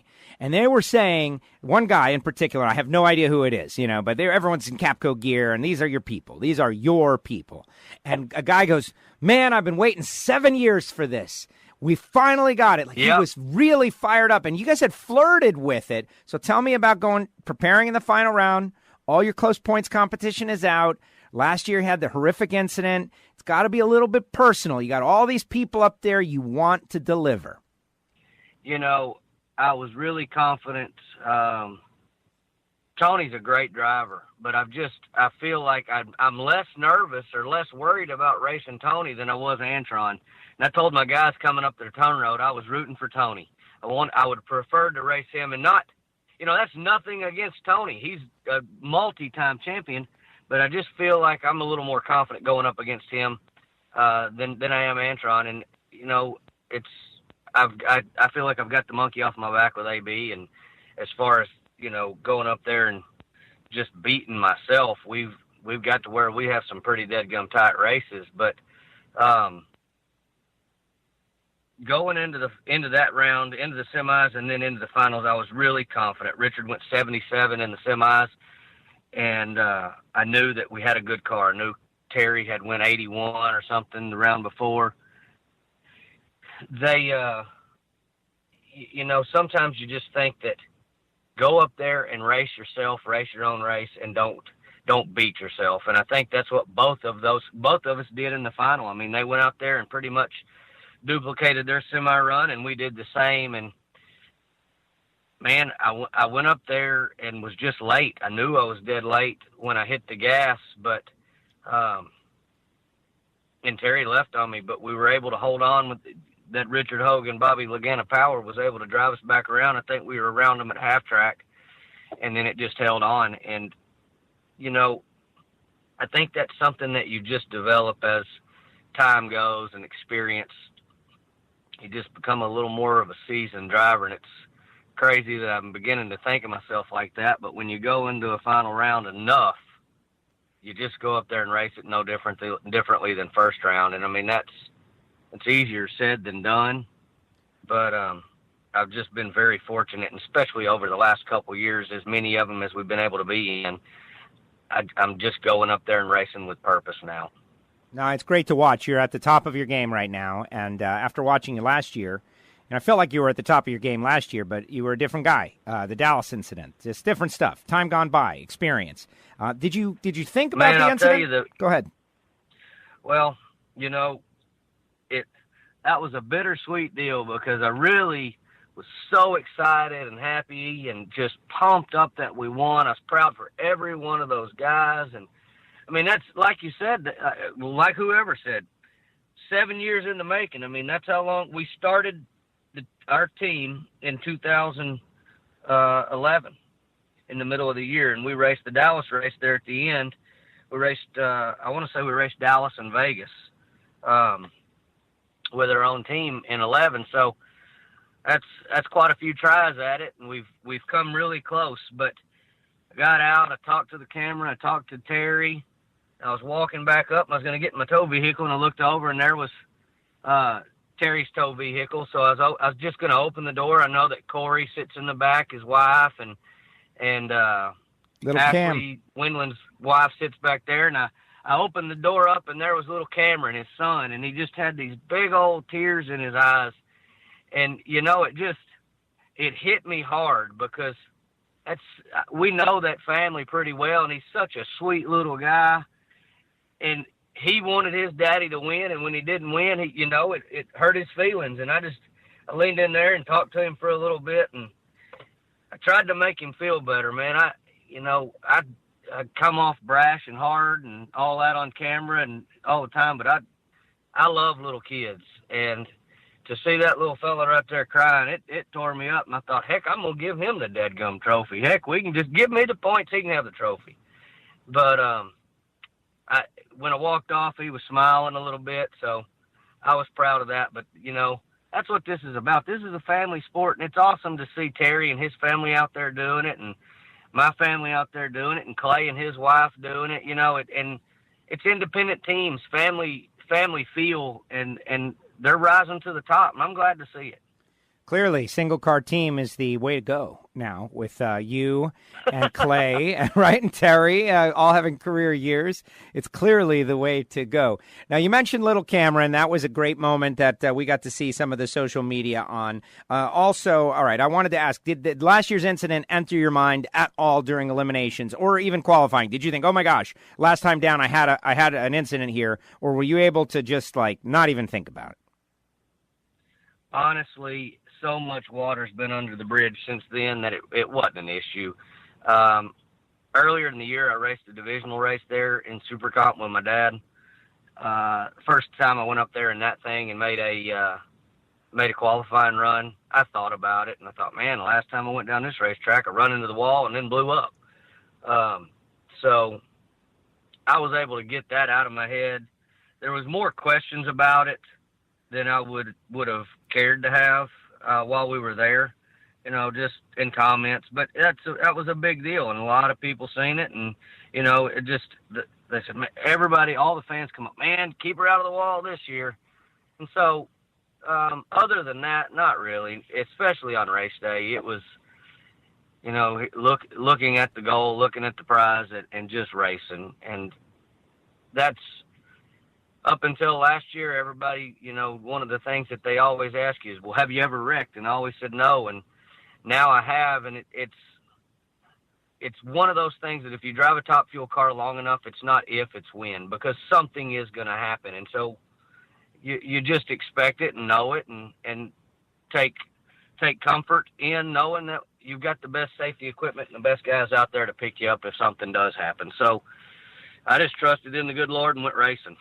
All right, let me ask you about something that we were joking about. You know, we got a streak going on with you coming on the show, so you don't want to change anything you're doing. But at the start of the countdown, you made a conscious decision to not do race day, like during competition interviews with anyone, like live PA in venue is what we call it, meaning me, you know, and it has nothing to do with anyone's personality. Like, it has nothing to do with me or Amanda, but you wanted to focus on the racing. Now, the fans are not hearing from you in between rounds like they normally do, and I'm sure many of them have questions about it. Like, hey, where's Steve during the day? Are they not asking him? Is he not talking to them?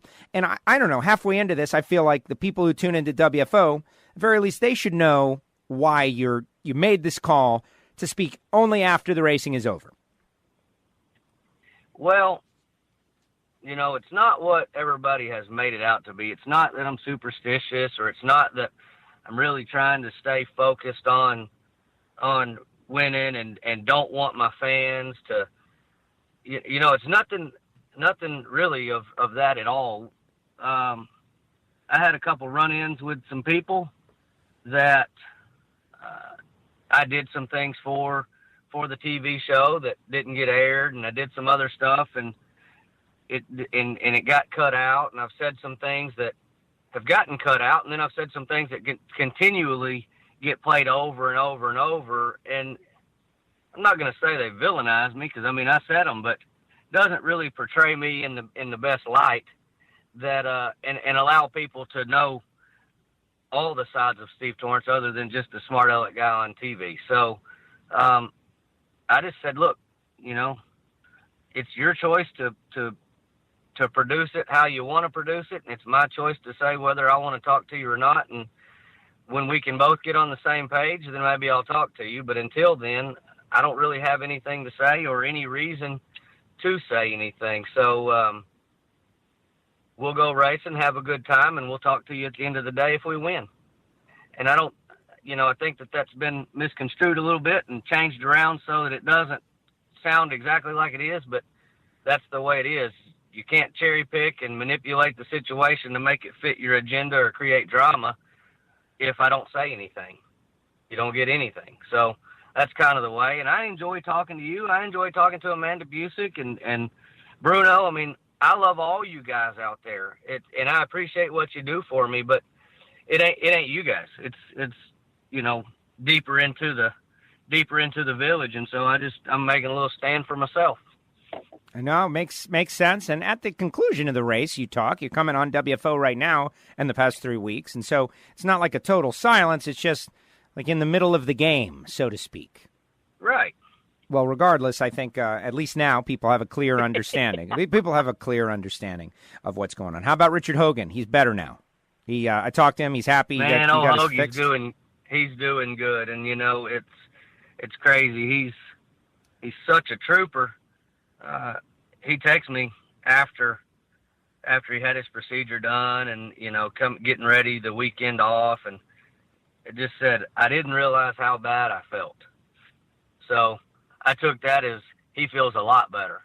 So he's doing good, and it just takes laser focus for him to do his job. I mean, he's the blood of that team. I mean, he's the one that makes the tuning calls and all of that stuff, and then Bobby Lagana. So for him to feel as bad as he did and do well and then come back out and be able to get us another win, it just shows how mentally focused every one of these guys are and how driven and determined we are to try to pull this deal off. You know, I mean, I think that we're defying odds somewhat. Next race, really just hours away, you know, headed to Charlotte, but back-to-back. And you mentioned everybody being focused, seeing the guys wearing the cowboy hats at the end. I know at some point, I think it was earlier this year, you kind of splurged on cowboy hats for everybody. But those were cowboy hats that were, like, bought. These cowboy hats were won. And I am sure it feels much differently. You're a cowboy hat guy. Bobby and Dom Lagana, not so much. But everybody looked pretty good. I told those guys, I said, you know, cowboy hats are made out of beaver felt. And I said, guys, I don't know if they got enough beavers to make all the hats for y'all's two big old heads. I think that Bobby had a 7 7/8 fitted hat. So it is. I own a bunch of cowboy hats. I've bought quite a few of them, but none carry the weight and the importance of that one that you win right there. And we've been close, but no cowboy hat per se quite a few times, and it was a good feeling to get in that winner circle and wear that cowboy hat and wear it in front of my hometown crowd and all those Capco boys. Well, I know your dad and mom were fired up, very happy, ecstatic. What a difference a year makes. You're still in the middle of the fight, though. 3 down, 3 to go. So far, no one has won a countdown race other than Steve Torrence, which is an amazing stat all by itself, but you got more work to do. We're going to let you go so you can get back to it. Steve, thank you for coming on WFO Radio. We appreciate you coming on our podcast and giving us the the inside, what's going on with the team over this past several seasons, really going all the way back to when you started the team. We appreciate it, and watching you guys all at the top of your game, peaking at the right time, fighting the fight has been very entertaining, and that's why I'm here, to be entertained by drag racers. You guys are doing a great job. Congratulations. Thank you, Joe. I appreciate it. Hopefully I get to talk to you some more. Yeah, let's keep the streak going. Thanks, Steve. Yes, sir. Thank you, Steve. Appreciate it. Steve Torrence with us here on WFO Radio. Wow. You know, if I was just listening to this show on a weekly basis, I would be surprised at all the different information that comes out on this show. Like Steve was going to give it up. He was going to win the championship and drop the mic and walk off the stage and say, see you later. A year ago, he was in a different place than he is now. That's interesting to me. That's interesting. Like, wow, really? And I was on the starting line when he won. And Mama Kay and Billy, and I couldn't help but think about the year, the difference a year makes, what they were feeling 1 year ago and what they're feeling now. And they've worked so hard, and Bobby and Dom Lagana, and, you know, everybody, Richard Hogan and everybody, they love this stuff. They enjoy this stuff. They approach it with the right attitude. And it's very interesting to see. You know, a few weeks ago, I mentioned a sweep of the countdown, and it's tongue-in-cheek. That's not going to happen. That's not possible, right? Right? It's not possible. Or maybe it is. Who knows? Who knows? Thanks to Steve for coming on the show. Really appreciate it. Tanner Gray coming up on the show, and Ellie Tonglet all coming up on this edition of WFO Radio. If you're on Facebook or you're on Twitter, retweet and share. Let more people know about the program. That's what we need. We need our audience being very aggressive and in the face of everybody that's an NHRA fan. Like, yeah, I saw that NHRA once. Got to listen to this podcast. Got to listen. Check it out. Good stuff. Aerospace Components knows what's up. Oh, yeah, family-owned and operated for over 30 years. High-quality components made in America. Aerospace Components is known throughout the racing industry, one of the leading manufacturers. Everything CNC, high-performance drag racing parts, etc. Tampa Bay area facility is equipped with state-of-the-art CNC machining centers and inspection equipment. And, of course, they have got all kinds of great parts and pieces like vacuum pumps, which help create horsepower, shifters, which help you get into high gear, brakes, which help you get stopped, brake rotors like the titanium wave brake rotor that can save basically half the weight off its steel counterpart. Everything made in America, which is very important, something I love talking about. Plus pedal sets for Mustangs. They've got just about all of it. And supporting WFO Radio. Go to aerospacecomponents.com. Make it part of your browsing because Kim Cussey's got her own show on there. Check it out. And they talk about the products, and they talk about the parts, and they talk about why they're better. And when you're in the staging lanes, just check out the cars and see who's got those amazing aerospace components, billet brakes on the front of their car. You can give them a call, 727-347-9915. That's 727-347-9915, aerospacecomponents.com. Check them out, and be sure to tell them you heard about it on WFO Radio. If you're going to make an order, you got to tell them you heard about it on WFO Radio. All right, when we come back, it's going to be Tanner Gray talking pro stock, winning again, points lead, all of it coming up next. Everybody, listen carefully. Now you listen to me. Why do you listen? WFO, you guys are number one. Honest. Listen. Hey, racers and race fans, I want to tell you about the motorsports guys. Terry McMillan from Elkhart, Indiana, has got a new venture, and we want you to hit the website. They've got all kinds of great new parts, pieces, filters, oils on there, including Amelie's new Pro Racing 70 oil with Molly. It's used by many professional drag racers, including Terry McMillan, for larger turning curves and avoiding those drop cylinder moments. It saves bearings and crankshafts and provides more compression with better ring seal and less fuel in your oil.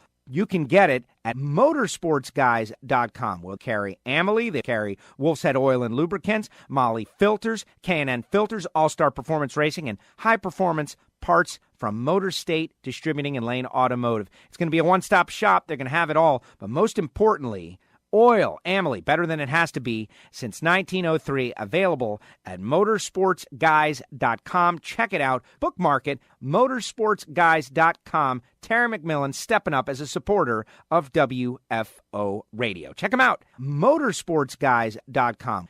Download the WFO Radio app.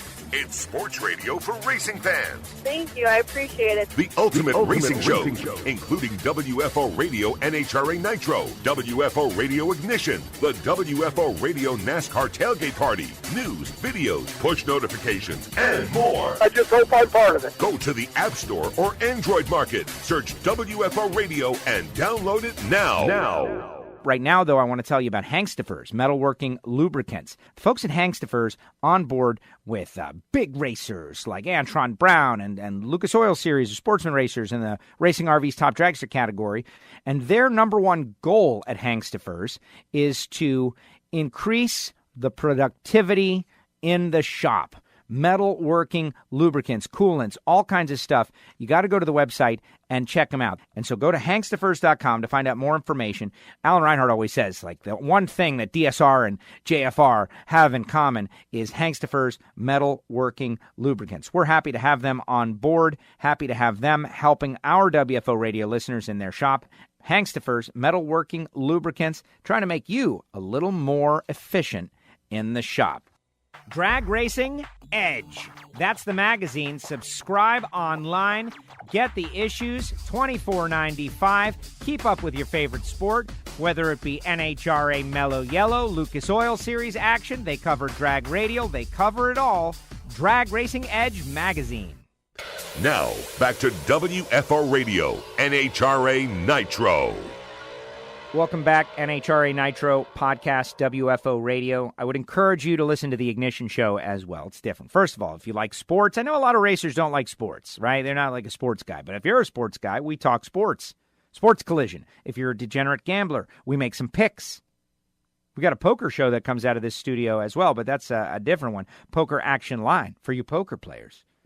But most importantly, I feel like it will be entertaining. If you're a listener and you have a morning show that you listen to, why don't you try the WFO Ignition Show instead, a couple of days when you're driving to and from.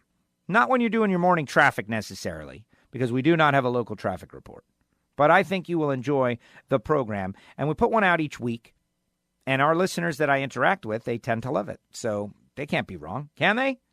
Now, this past weekend, we were talking Samtech Factory Stock Shootout, and or Showdown, rather. Oh, made that mistake. And it was just great. It was unbelievable. Last week, we had all the players on. We had Kevin Helms. We had Greg Stanfield. We had Archie Cohn. We had Stephen Bell. In the end, it was Leah Pritchett and Kevin Helms picking up the win for FCA, Fiat Chrysler Automobiles. And they really have invested a lot in the program and the sport of drag racing. Chrysler's building these drag race cars like the 1320. I want more drag racing cars out there. And in the end, it was a great success, the whole thing. But we talked about the School of Automotive Machinists and Technology a lot. Accelerate your career as a high-performance engine builder with classroom instruction and practical hands-on experience. You're in the lab, you're on the dyno, you're at the track. And in addition to blockhead and CNC programs, Sam's now offering motorsport EFI tuning, because that is huge. They've got an Associate of Applied Science degree. They're military-friendly. They're approved to train veterans and other eligible persons under the GI Bill. Go to samtech.edu. Give them a call. Ask some questions. Tell them you heard about it on WFO Radio. Look, if you're a young person, if you're a millennial, if you're one of those people, you're podcast listeners, so there's a really good chance of it. You're thinking about, look, what am I going to do? What do I want to do that I will like, that I will control my own destiny? And if my boss tells me that I got to work on weekends, I might be able to go get another job pretty easily. And everything that Sam offers gives you that ability.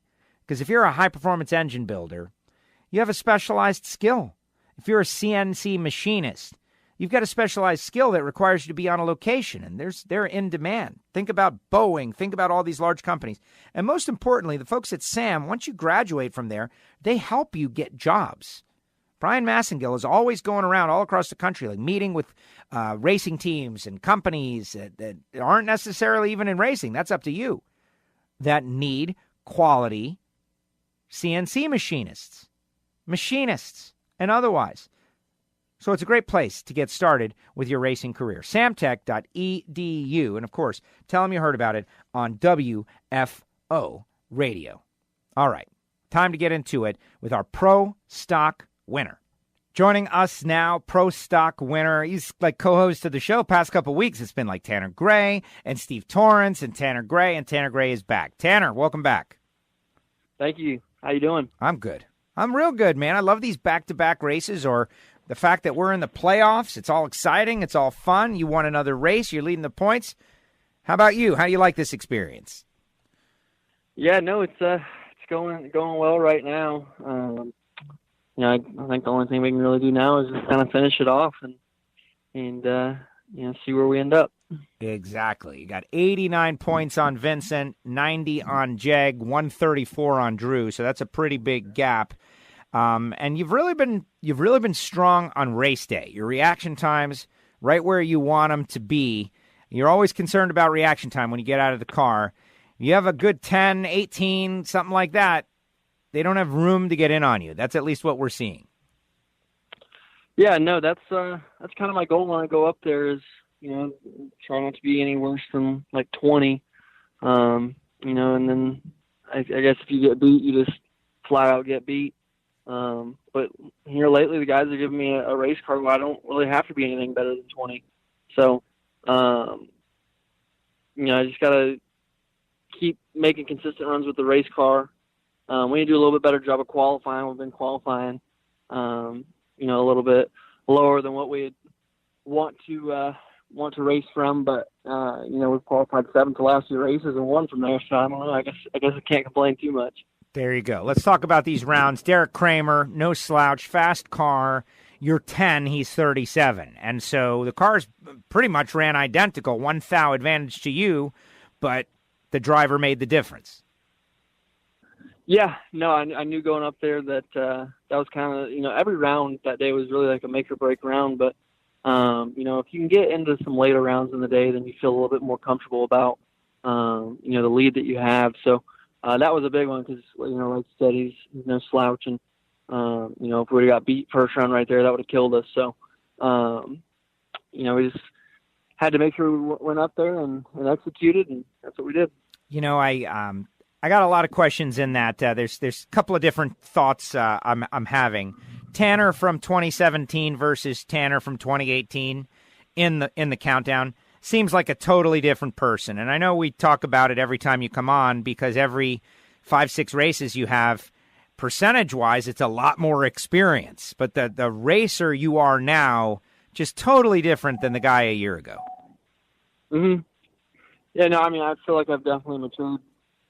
Not only as a racer, but as a person. So I think that's helped a lot coming into this year. I feel like I've had a better mindset and a better outlook on the whole deal this year as well. So I think that's played a big role in the success that we've had this year.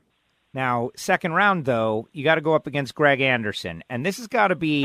I want to know where your head's at because Greg is someone that has been, part of your life for a long, long time as an adult when you were a kid. You were a kid and he's like one of the grown-ups. It's Cody's dad. And now you are facing him in a championship scenario where if he's going to contend for this championship, he's got to beat you. And I don't know, that's got to be a weird situation, a mind freak, a weird, bizarre deal that all of a sudden this guy that was like your friend's dad / mentor is backed against the wall against you. Yeah, I don't really look at it that way. I just look at it as another guy that I got to take down that day. Greg's obviously very good at what he does. But, I honestly felt like if I could just leave on him, then we'd have no problem, beating him. So that was my main focus, just going up there and let go on time. And I felt like Greg was probably going to be around what he was. Sometimes Greg will throw out like a 00 or something, but for the most part, he's consistently, in mid 20s to low 30s. So I felt like, if he was that and I could be teen, then, we should win and, just work out in our favor that time. But, it's like I've been, telling the guys, we got to start qualifying better and putting ourselves in better positions for race day because, you can only go so long, with racing those guys in the early rounds and so forth. Eventually you're going to run into someone who puts up a pretty good package against you and hurts your championship hopes. Takes a shot. Semifinals you were scheduled to run. You did pull up against Matt Hartford.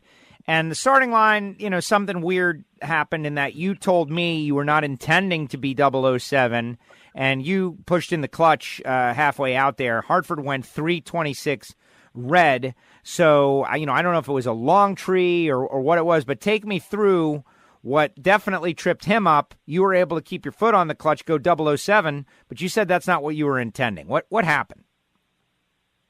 Yeah, no. When Hartford, staged up with me, I think he tried to double bowl me maybe or something.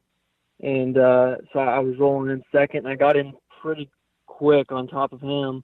And, I don't know if he was, just guessing or taking a shot at it, but he went like 300-something red. And I guess when I saw him out of the corner of my eye, I flinched and came up on the clutch pedal and ended up double clutching it and whatnot. And, the first thing in my mind was like, well, dang, I just threw that one away. And then I looked up and saw the win and I was like, oh, wait, he just ran it. So it was definitely a lucky round for us, I think.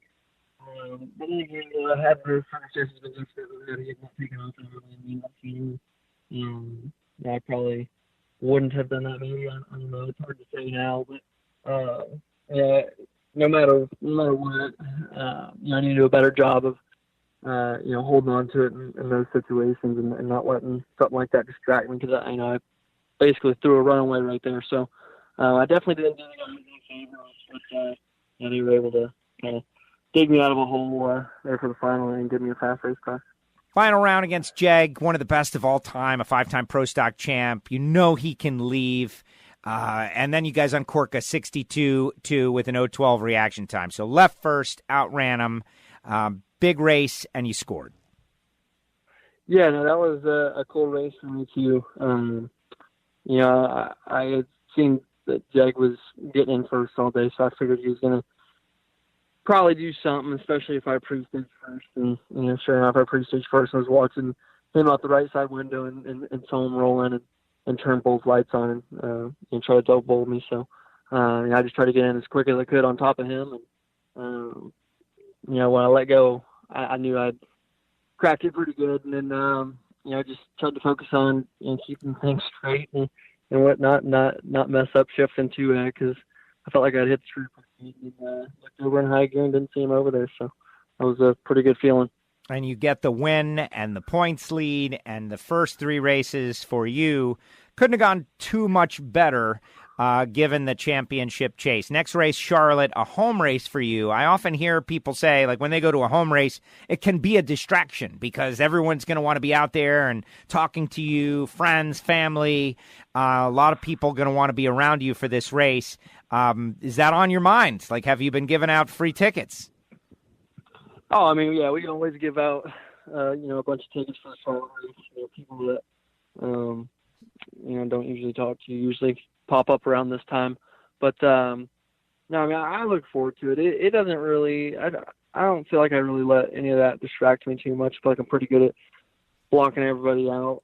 Some people might take it as me being rude on Sunday, but, I really don't talk to a whole lot of people and really don't let, too many people in the trailer. But, on Sundays I pretty much, do what I got to do, go back up into the trailer, stay the run with Dave and just get focused and ready for the next round. But, I enjoy Charlotte all in all. So, I don't really let, all the people around distract me too much. This will be a big race for us if we can go and win. That'll definitely make it a little bit more comfortable on our lead. And, I feel pretty good about it finally. But, no, I mean, I'm looking forward to it. I'll have some family there from my mom's side and, a bunch of friends. So, be able to win there would be awesome. Now, you gave an interview to Susan Wade on Competition Plus about moving on to the round track stuff, NASCAR, and you really went to bat for Pro Stock. And I think that's interesting in that, people are reading the interview, I think the quote at least, in different ways, as people tend to do. The way I am reading it is you are alerting people that it requires driving ability and driving talent to get these pro stockers start to finish, and that maybe the category and people don't understand that fact, how talented you have to be to drive these cars. Can you elaborate a little bit on that? Yeah. I've gotten a lot of backlash over that one, but, all in all, I feel like with every kind of racing, anybody can get in and do it, but it takes a certain talent and, I guess a certain skill level, you could say, to be good at it. And I think it takes more of that in the pro stock class rather than the fuel classes. That's just the opinion.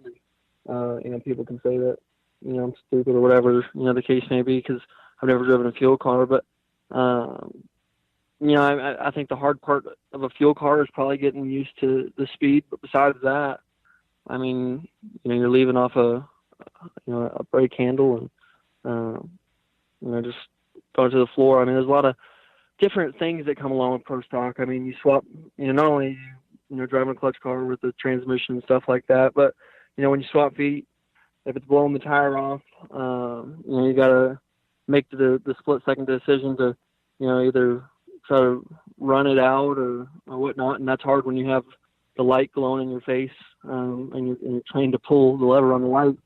It takes a different type of talent that I feel like it wouldn't require in the other classes. And then, in the pro stock classes, you see a lot more racers. If you look at it, you got Jeg, Erica, Drew, Dave Conley, he's arguably one of the best.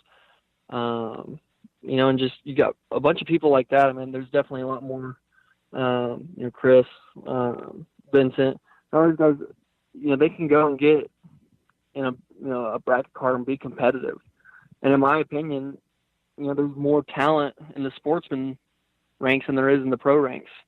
I think, if some of the sportsman guys can get a shot at, running pro stock or even some of the fuel classes, I think you'd see a whole different, talent level. And I think it'd make the racing really good. But unfortunately, with the way racing is anymore, it's tough to kind of hand out those rides without bringing money.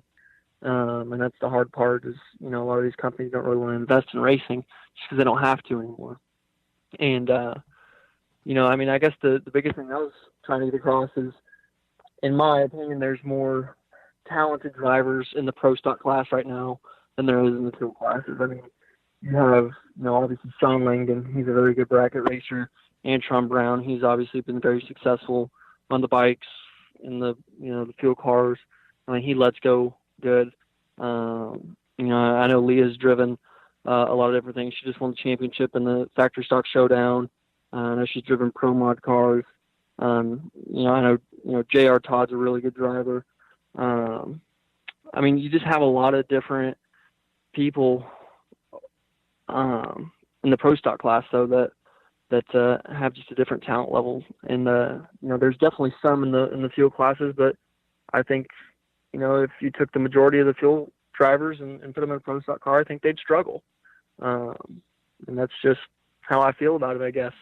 And to me, it's a shame that NHRA doesn't do a better job advertising pro stock or giving it the credit it deserves, just because it's not going 330 mile an hour and blowing up. And to me, it's just kind of a slap in the face to all the true racers out there that are there to actually race and aren't there just to say they're a race car driver.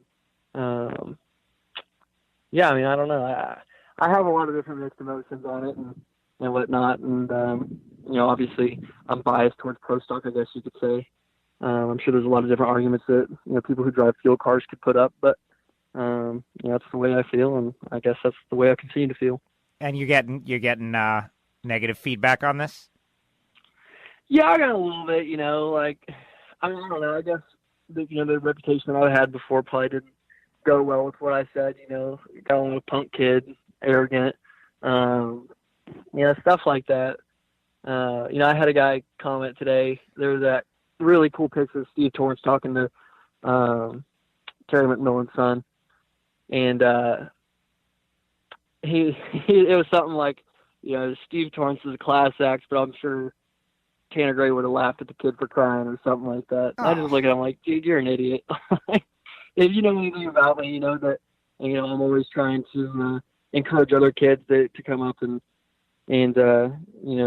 take the chance that I did of being the young one coming into the sport. 'Cause you just don't see, a lot of younger people in the sport of drag racing. I think that drag racing needs it. I mean, you can only go so long with, the people you have in it. I mean, eventually these guys are going to get old and retire, and who's going to be there to fill the shoes after that happens? So, I think it's important that we encourage, the younger people that are racing juniors and other stuff like that to come up and want to fill the shoes of these guys.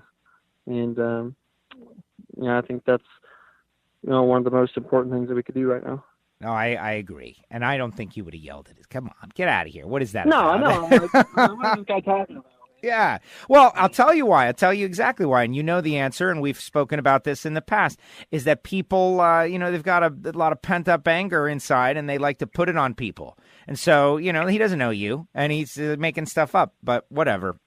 I'm glad you addressed it, though. I appreciate, I saw the quote. I heard about the quote first, and then I went and found it, and I had in my mind, I heard, it was really bad. And then I read it, and I don't think it's bad. You're sticking up for pro stock and sportsman racers and what it takes to drive these cars. It's a good discussion to have, and we just had it, and I appreciate it. No, I mean, I guess it can rub something on. I felt a little bit better about it when Sean Langdon texted me and told me, that he really actually liked the article and agreed with it. I guess. So that I guess that helped out a little bit. I guess I didn't realize that. I guess I was kind of talking. I didn't realize that the interview was going on there exactly. So I was kind of just talking to Susan and telling her how I feel. And the next thing I knew was up, and I was like, "Oh hell, here we go again." So you gotta be careful with the people out there that'll take your words and twist them up a little bit. So you just gotta watch what you say, I guess. No, I know, but listen, the Nitro drivers, they know that what they do is hard, but they know what pro stock is very challenging as well. I appreciate both, and I understand, but there is no doubt that the pro stock category is underappreciated. That's my point. If nothing, look, whatever the point is, pro stock is underappreciated. That is a fact. Right. Yeah. I just. I think it's unfair to the guys that are in there that, spent all that money and, that are really talented racers, and they just don't get the credit they deserve. And, there's guys that maybe I feel like aren't as good as them that maybe drive a fuel car or whatnot, and, they get all kinds of credit for it. So I don't know. I mean, at the end of the day, it's not going to change, but, I guess that's just how I feel about it. No, I understand. I appreciate you addressing it, and that's why the show exists, to be able to go into a quote and figure out what the real meaning is behind it. Tanner, congratulations on another win. It's been an amazing season, but the job isn't over yet. You got 3 more races. Charlotte, Vegas, Pomona will be there this weekend. Good luck, and thanks for coming on WFO Radio. Yeah, I appreciate it. Thank you. Thanks, Tanner. Tanner Gray with us here on WFO Radio. A little problem with his phone, but it is what it is. Cell phones, man. Cell phones. It's tough, right? And he's down there in the North Carolina area, and they, storm just went through there, so who knows exactly. Now, as far as his interview goes, you can read it yourself on Competition Plus. It's been a long time since we had Bobby Bennett on the show. We got to get Bobby on. Susan Wade, who typically writes a lot of great stories, just quoted him, and I heard about this thing flame up immediately. That, Tanner gave an interview, and it was really tough. And then when I read the quote, I didn't feel that it was nearly as bad as what I heard. But people are going to take things however they want to take them. I read it, and yeah, I get it, and he gets it. But he's talking about pro stock and how challenging it is and how talented you have to be to just go a round. A round. And obviously it requires a lot of talent to drive nitro cars too. And so I just listen. Like the people I know who drive nitro cars, it's incredible. But they aren't shifting. Could they do it? I think Antron Brown can do anything. I think Ron Capps can do anything. I think Matt Hagan can do anything. I think Robert Hight can drive anything. But I get his point. And this is what happens when, he clearly perceives a slight at the category. And that's his business. It's what he thinks. We're always saying, say what you think. And then when people say what they think, we're like, you shouldn't say what you think. This is what he thinks. This is it. So thanks to Tanner for giving us his opinion and following up on the story, by the way. Appreciate that. Now, the championship, 3 races away. Can anybody stop him? Pro Stock is supposed to be the wide open category that's so close. No one has been able to mow this kid down yet. He's just dominating. So we'll see. We'll see. We'll be back in his home hood. But it is also the home hood of KB Racing. And there's a lot of people out there in Charlotte area. So thanks to Tanner for coming on the show.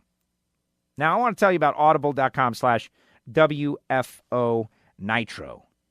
And a couple of our listeners, Sean is one of them. I met Derek out there at our Fan Fest, and both had tried WFO Nitro, audible.com WFO Nitro, and gave me some heads up for various audiobooks. And it's pretty cool in that even if you don't like it, you can exchange it, which I think is really cool.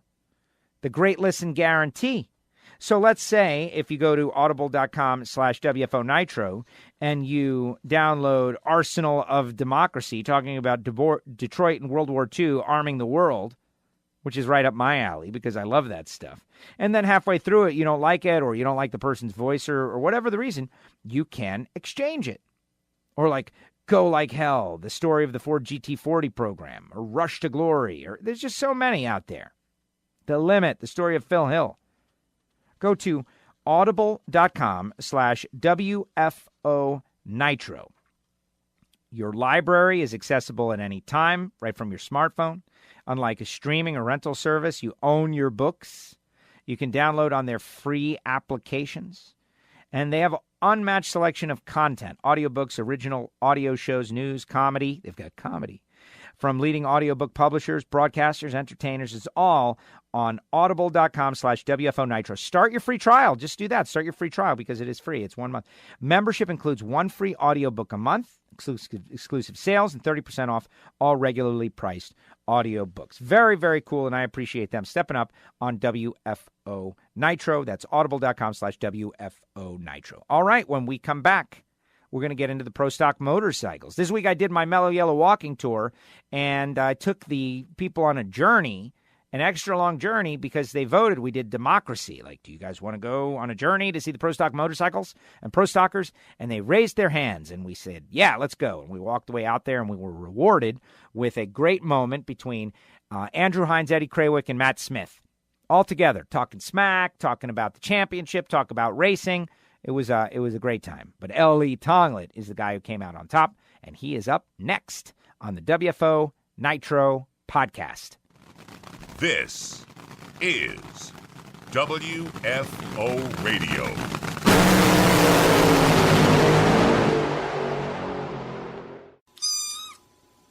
Oh, the sound of a tiny kitten. How great is that? Maybe you should get one. But then, what are you going to do about the litter box? The only downside to having a cat. The litter box, like, what are you going to do? What are you going to do with the litter box? And the answer is CatSpotLitter.com. The folks at CatSpot have developed something new. Their litter is made with one simple ingredient, and that's coconut. It has no harmful allergens, no chemicals for your feline friend or you, because you got to get in there. CatSpot is 100% all natural. It's both odor eliminating and hypoallergenic. It's made right here in America, and the best part about it is they support NHRA Mellow Yellow drag racing on the side of Scott Palmer's car, guys like Dom Lagana, guys like Joe Castello and WFO Radio. That guy is awful. CatSpotLitter.com. You got to check it out. New supporter of WFO Radio. Hey, WFO Universe. Want something for free? Send a self-addressed stamped envelope with plenty of postage, and we'll load it up with free WFO stickers. That's right, I said free.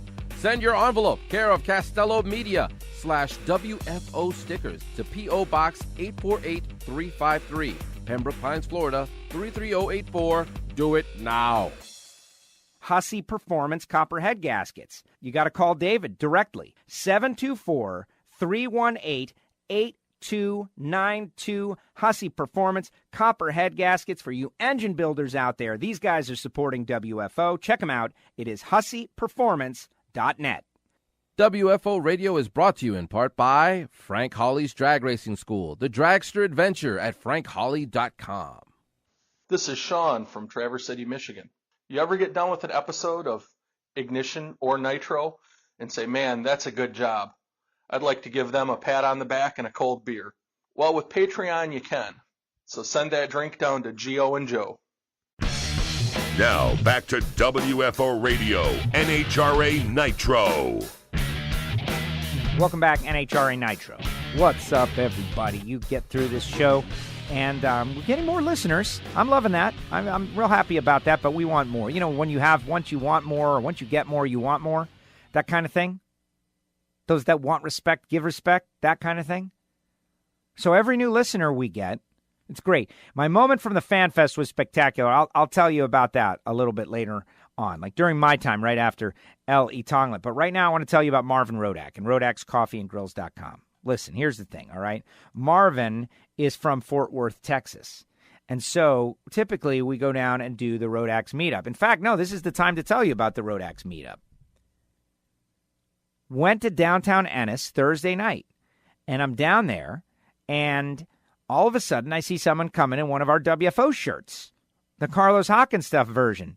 It's like a baseball shirt with a black ringer and sleeves and everything. And if you want one, you can email me, joe@wforadio.com, and we will send you one at a nominal price. I'm thinking like $15, but that's a different story. You got to listen to the Ignition Show to understand the inside dope on this. But Marvin always invites us to his shop. This year we did it at the Fan Fest out there in downtown Ennis, and it was kind of a great thing. There was an autograph session, went on stage with Erica, who also had a birthday this past weekend. All great stuff. But Marvin Rodak has, he's like a meteoric rise. The guy is now crewing on a top alcohol funny car. That is how eaten up by drag racing he is. And I think it's great. But what's especially great is more and more people in the NHRA community are trying his coffee, like the Funny Car Chaos Limited Reserve or the new Costa Rica Black Honey. He's got coffee mugs that are 11-ounce coffee mugs, just all kinds of great stuff. Go to the website. Tools and tips and recipes. But as the holidays are coming, you guys know I'm trying to get ahead of this holiday deal. Home Depot's ahead of it. I'm getting ahead of it too. Call Marvin and ask him about the holiday packs. It's a pound of coffee, it's a bottle of hot sauce, and a container of spice rub.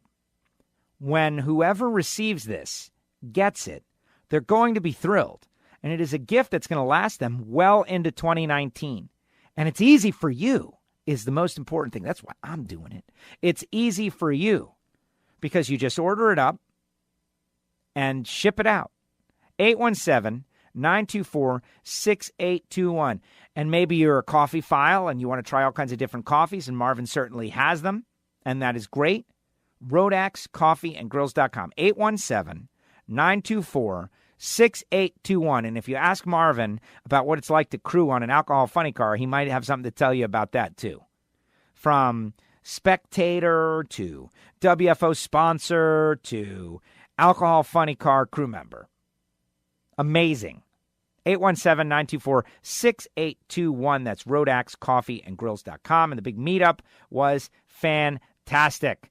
Went out to dinner with Bobby Graham and Marvin and John and other WFO radio listeners kind of hanging out. We just had a great time. Great times down there in Texas. One of the best states for WFO listenership. Wonder why. I think because everything is a long drive. And everybody's got to have something to listen to. That's what I think. All right, let's get into it with our Pro Stock Motorcycle winner. Joining us now, the Pro Stock Motorcycle points leader, race winner, the Nitro Fish, L.E. Tonglet. L.E., welcome back. Congratulations. Thanks, Joe. It's good to be back on the show. I feel like it's been too long. Yeah, when was the last time? It wasn't that long ago. Where was that? It was after Indy. After Indy, right. Wow. You won the U.S. Nationals. We remember the last time you won the U.S. Nationals. What happened in the championship? Oh, yeah, we went on to win Dallas and then end up winning the championship after that. So I think it's turning out to be pretty close to the same year. Wow. 47 points up on Eddie, 48 points up on Matt. It's not over by any means. 3 races to go, and that's a very small points lead. But the way the team is operating and the way you're riding tells me a lot. The bike is quick, and you're on the tree. Oh, yeah, everything's kind of working out good. We, like you said, it's a small lead, but it is a lead, and we're in the best position that we could be in right now, and we just got to match everybody round for round, and we should have a good shot at this thing. All right, let's talk about your round by round. You qualified 5th. You were quick out there. You've been consistently quick. You got to go up against Andrew Hines first round. So that right there is a pivotal round. We're talking about the countdown and how every round matters. You or Andrew was going to have a big problem after first round. And in this case, it was Andrew. He's in 123 points out of the lead. I'm not confident enough to say his championship hopes are over because he's Andrew Hines and could win the next 3 races. But whoever lost that, it was going to affect them. Oh, yeah, that was a huge championship battle run right there. And it's kind of crazy that Andrew's bike was struggling all weekend as Eddie qualified number 1. But that was a huge matchup. We just had to go up there and run our own race, and I had to be on the tree, and it all worked out good. It did. You're 017. He's 032. He had a problem. His bike bogged or something. You were an 89.6. And then second round, Angel. Angel's been a bit resurgent. Actually out-qualified you with a 691.5. But you were off the starting line first again. And you guys got consistency, which is what wins championships. Won an 89 first round and a 90 with a 3 second round. Oh, yeah. Once Sunday came around, we found an issue with the bike, and Tim fixed it. So Sunday morning when we ran Andrew, it went 89, and I said, man, we got a bike that could win this race. And we went up against Angel. Like you said, she's running good. She's a past champion, and we had to go up there and just do our own thing. We stayed in that left lane all day, and everybody with lane choice was actually picking the right lane. So we just had to do our own thing. And you did it. You got the job done. Now, your guys were working their tails off in the pits. And Jerry is cutting through the rounds as well. So you're both going rounds. He got around Joey Gladstone. He got around Karen Stouffer. He went against Steve Johnson in the semifinals and fought his way into the final round. I want to ask about your run against Eddie, but first, they were swapping motors left and right on Jerry's bike. These guys were hustling. Oh, yeah. Every round, other than the after the semis, the motor came out of Jerry's bike. They had issues after every single pass on Sunday, basically. And like you said, they were hustling their butts off trying to make each round. And a couple of them came kind of close, but unfortunately, it all worked out, and he was able to get the round win each time. Yes. Now, you up against Eddie. Everything I said championship-wise about Andrew, also true about Eddie. Last year, Eddie stunk up the show in the championship, and it's been surprising that he has yet to break through. And so this is the week that he needed and wanted to do it. So this was a massive round. Tell me about prepping against Eddie. He's the reigning champ. He's had great success. If you want to win the title, you got to go through him, and you did. It was huge. That was another championship crucial run in my book, and we were going up there, and they said whoever wins this round is going to leave being the points leader. So that put a little extra pressure on us, and we knew we had the bike to beat. We outran them. We had lane choice, and we're trying to repeat the run that we made the round before, and everything worked out. He slowed down a little bit, and we just stayed consistent. Like you said, consistency wins races. You said the fish wanted to eat some chicken. Oh, yeah. It did. And then the final round, it was fish versus alligator, and it's a little different scenario when the team has already won. But Jerry wants to win, and you want to win, And you went up there, you were 014, he's 049. Close race, he was a 90, you were an 89. So you left first, you outran him by, a 100th and a half or so, and completing a very, very important and significant victory. Oh yeah, that was a good round for us to win. Like you said, Jerry wanted to win, and I wanted to win. We were joking around in the pits, but as soon as we rolled under the tower, I don't think we looked at each other one time. It's strictly business at that point. He wants to win, and I want to win, and nobody's going to lay over between us two. That is, well, listen, that's the downside of drag racing is that sometimes that comes up. And it's just each team, and I know you got Kenny and Nitrofish, and he wants you to go out there and win. And so, and Jerry is his own guy and his own sponsor and his own racer, and he wants to win. He's not laying over for anybody ever. So it's interesting to see. But you get the win, so you have a 47-point lead headed into Charlotte. And 6 races in a row for the bikes. That's kind of out of the ordinary. You guys never do that. You do it at the end of the year, so you got to be ready for it. Oh yeah, we got a lot of races back to back, and this is our busiest time of the year. And you got to have all your stuff on point, and you got to have all your maintenance done because each race is coming up fast. And Tim's back at the shop working hard on the motors, getting them ready to go, and getting the bikes ready. And we should be pretty good in Charlotte. Absolutely. Now, do you know off the top of your head what your win record is with our great friend Carl Franklin and without our great friend Carl Franklin? Because I feel like it might be 50-50. He's definitely good luck when he's there, but when he's not there, you still go on and do pretty well.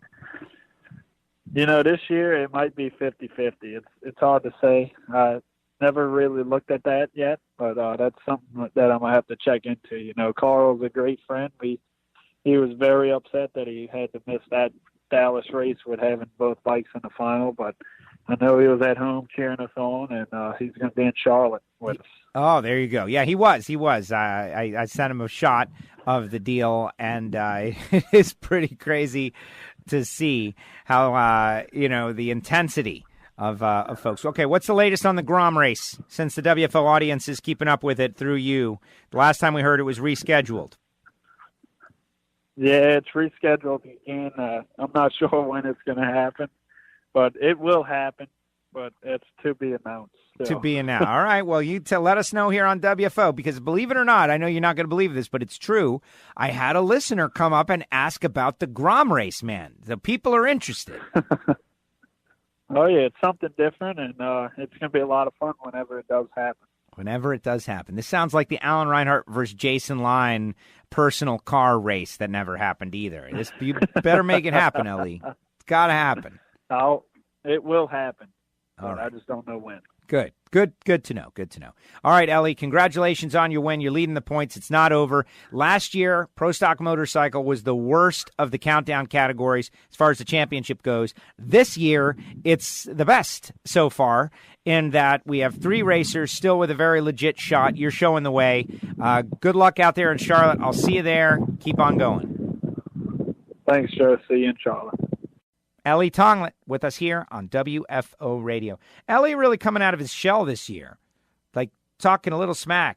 This Nitro Fish is hungry for some chicken, talking about Screaming Eagle. And it's great. It's great. And the battle is not won. The battle is very close. And I had a great conversation with Tim Kalungian after it was all over. Just a lot of fun watching it go. But I am not convinced that Eddie Krawick is not going to factor in. Like, Eddie Krawick could win the final 3 races of the year. Matt Smith could win a couple races. And Ellie pointed out that after each countdown race in Pro Stock Motorcycle, we've had a different points leader. That's pretty interesting if you think about it. After each race, you've had a different points leader. So it's not over yet. Thanks to Ellie for coming on the show. My time is next, but right now I want to tell you about Frank Hawley's Drag Racing School, the Dragster Adventure. FrankHawley.com. Go to the website. Look, Frank and Lana Hawley have been really our longest-running sponsor. And the whole point of what I do is both here, but also at the track. is to make fans realize that this is a sport that should not be liked but loved. You don't have to just watch, you can do. If you've got a bracket car, you can elevate and move into another category. You can climb the ladder. But if you're a racing fan and you are an adrenaline junkie and you've thought about, man, I love doing stuff, this Dragster Adventure program is simply the best in the business. 0 to 60 in 3 seconds, 130 in the quarter mile. You can even set up side-by-side racing. And I'm feeling like I'm talking to corporate folks now. You've got a sales team. You've got a group of clients. You want to do something special and spectacular. And you're getting together and spitballing ideas like, what's it going to be, the thing that we do? This is the thing, man. This is the thing. Bring everybody together. Give everybody a challenge. Give them the thrill of acceleration. 130, you're driving the car. You're not riding along with some professional driver. You got to do it. You can do the burnout. You stage, you launch, you drive, you decelerate. You interact with Frank Hawley the whole time. Go to frankhawley.com, booking dates, find out where they're going. It makes a great gift. I also think about this as a gift. This is a great gift because it lasts forever. Remember that fantastic experience I sent you on? Yeah, that was great. You know you owe me now, right? Yes, I do. They're going to Woodburn. They're going to Summit Motorsports Park. They're going to Maple Grove. They're going to Fontana. They're going everywhere. Gainesville, March 2019. But got to get on it because I watch these numbers change each week, and they are selling out because people are ready to go on the Dragster Adventure. 866-480-7223. 866-480-7223. The Dragster Adventure, frankhawley.com. Big thanks to them for coming on board with WFO. All right, final thoughts. My Time, brought to you by Patreon. And we picked up a couple of Patreons, which is kind of cool. People who just want to pay a little extra for the show. And I have been thinking, like, burning the midnight oil. Thinking about just, different things for the Patreons and different things for people out there to encourage them to listen to the bonus content. In fact, Carlos Hawkins stuff came in last week and insisted I do a special bonus show that he's hosting called Talking Stuff with Hawkins Stuff. And he ticked down a bunch of subjects, and I had no idea what he was going to go into. But whatever, there's bonus content on there. Go to patreon.com/WFO radio. My thought is this. We're getting down to the wire now in terms of the championships. And every single round matters. Someone is being eliminated. Now, earlier in the show, I said that Antron Brown is probably eliminated. Now, if that is the bulletin board material that's going to get them fired up to come back, win 3 in a row, and win the countdown, I'm okay with that. I'm okay with that. But in the end, I got to make a call, right? I got to think about it and use my brain to make a call. And if you're 247 out of the lead, if you're Leah Pritchett at 224 out of the lead, you need to do something spectacular. And I think of the Texas Hold'em poker, right? You watch that ever? The guys at the Poker Action Line podcast that comes out of this studio, that's all they talk about is poker and gambling and poker, World Poker Tour and World Series of Poker, all of that. And you know that when they put poker on television, it fundamentally changed the deal because we could see the cards and think, oh, man, this guy's got a 90% advantage. What is he going to do? Well, if we're playing poker, Steve's got the 90% advantage. And all the way down, like Scott Palmer, his chance of winning is next to nil. And Brittany and Mike Salinas and Doug Coletta and Terry McMillan and all the way on up. And so when I say that Antron Brown's championship hopes pretty much ended round 2 in Dallas, it means he's got a low percentage of being able to come back. Now, in the poker world, we see it all the time. A guy will catch something on the river, and that's it. He wins. Shocker. And the Matco team can win, but it'd be a shocker if at the end of these 3 races, Antron Brown is holding the trophy at the end of the year. Why am I going through this whole exercise? Well, I know a lot of those guys listen to the show. And I know a lot of people listen to the show. And I want everybody to understand that when I make a call here, it's just based on gut and math. Gut and math. Clay Millican, Tony Schumacher, they are there to take advantage if Steve has an issue. Alan Reinhart said, he basically said the name's on the trophy. Steve isn't going that far. I'm not going that far. These are 11,000 horsepower top fuel dragsters. Anything can happen. And Steve and everybody lived through it a year ago. They were cruising last year too. Things happen. But honestly, the way this team is dominated, I don't know if I want to see them suffer that kind of problem. But as we sit back and we watch, it's been pretty amazing. And funny car, Robert Hight has a 50-point lead over J.R. Todd. Tim Wilkerson, 133 back.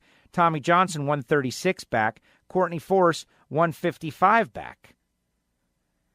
Courtney Force, does she still have a shot? It all depends. Ron Capps, does he still have a shot? It all depends. Because Matt Hagan, I don't think, has a shot.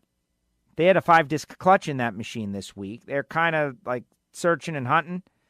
And 212 points out of the lead, I think it's too much. You had to make a move in Texas and get some help. Now there's 3 races left to go. Countdown's relatively new. Still, only 10 years into it. 3 wins in a row by a Courtney Force or a Ron Capps would make it close, but they would still need some help. What's Robert Hight doing in these races? Is he losing first round in 1 or 2? Then, sky's the limit. What's J.R. Todd doing in these races? Is he also losing first round? That's what makes it interesting. You can make up a lot of ground if your competition is not gaining points. That's what I'm saying. Pro Stock, Tanner Gray. Similar deal. Could someone shock Tanner in the first round and then Vincent Nobile or Jed go on to win the race? The answer is yes. And he knew it. He says, yeah, someone's going to take a shot at me. And they are. They're going to take a shot at him. But this week, you had Derek Kramer, who had an opportunity, needed a 00 light to do it. Didn't pull it off. Greg Anderson needed a 00 light. Needed to be better than Tanner, really.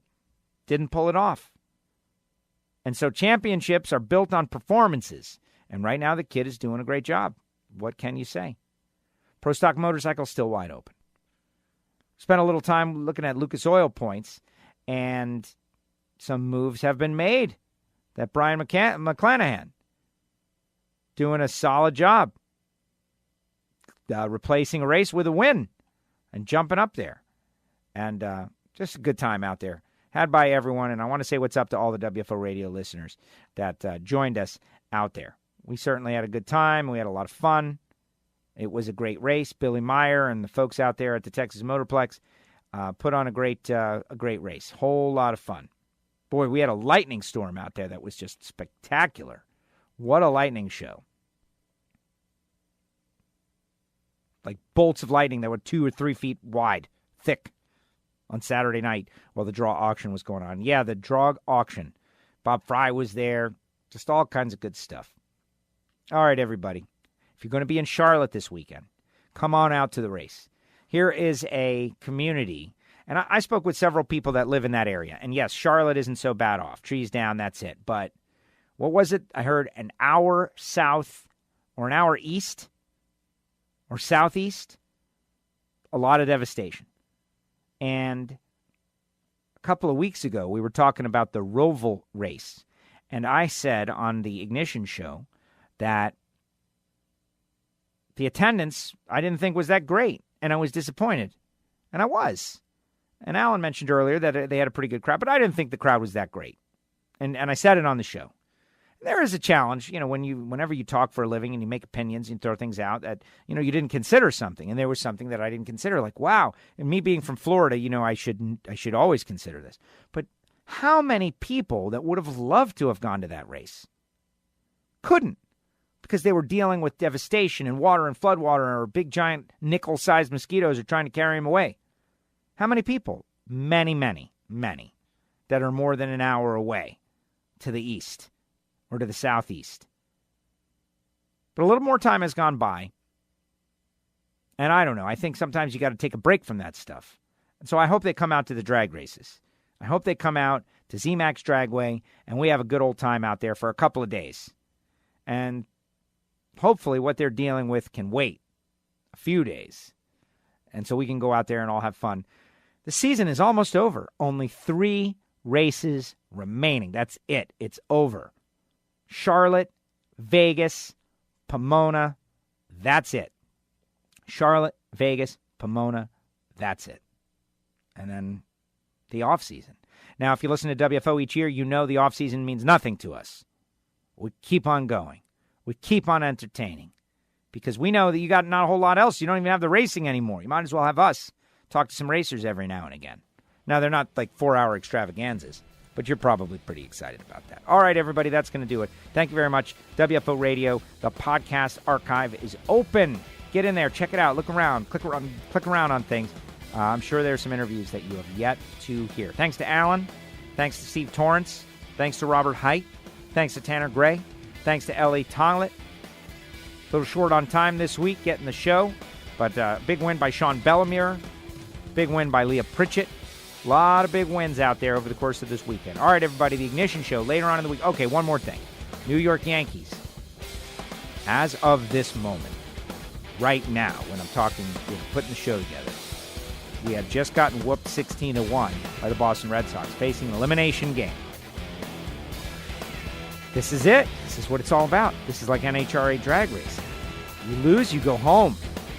You lose, you go home. Hopefully they can bring it tonight. And if not, we got bested by a better team. That's it. 2 really good teams. One, they made the moves they had to make when they had to make them. But I am still confident. I am still confident at this time. We'll see how it goes. Go Yankees. WFO! The views and opinions of the hosts, guests, or callers do not necessarily reflect that of the station ownership, advertisers, or agencies. I love WFO Radio.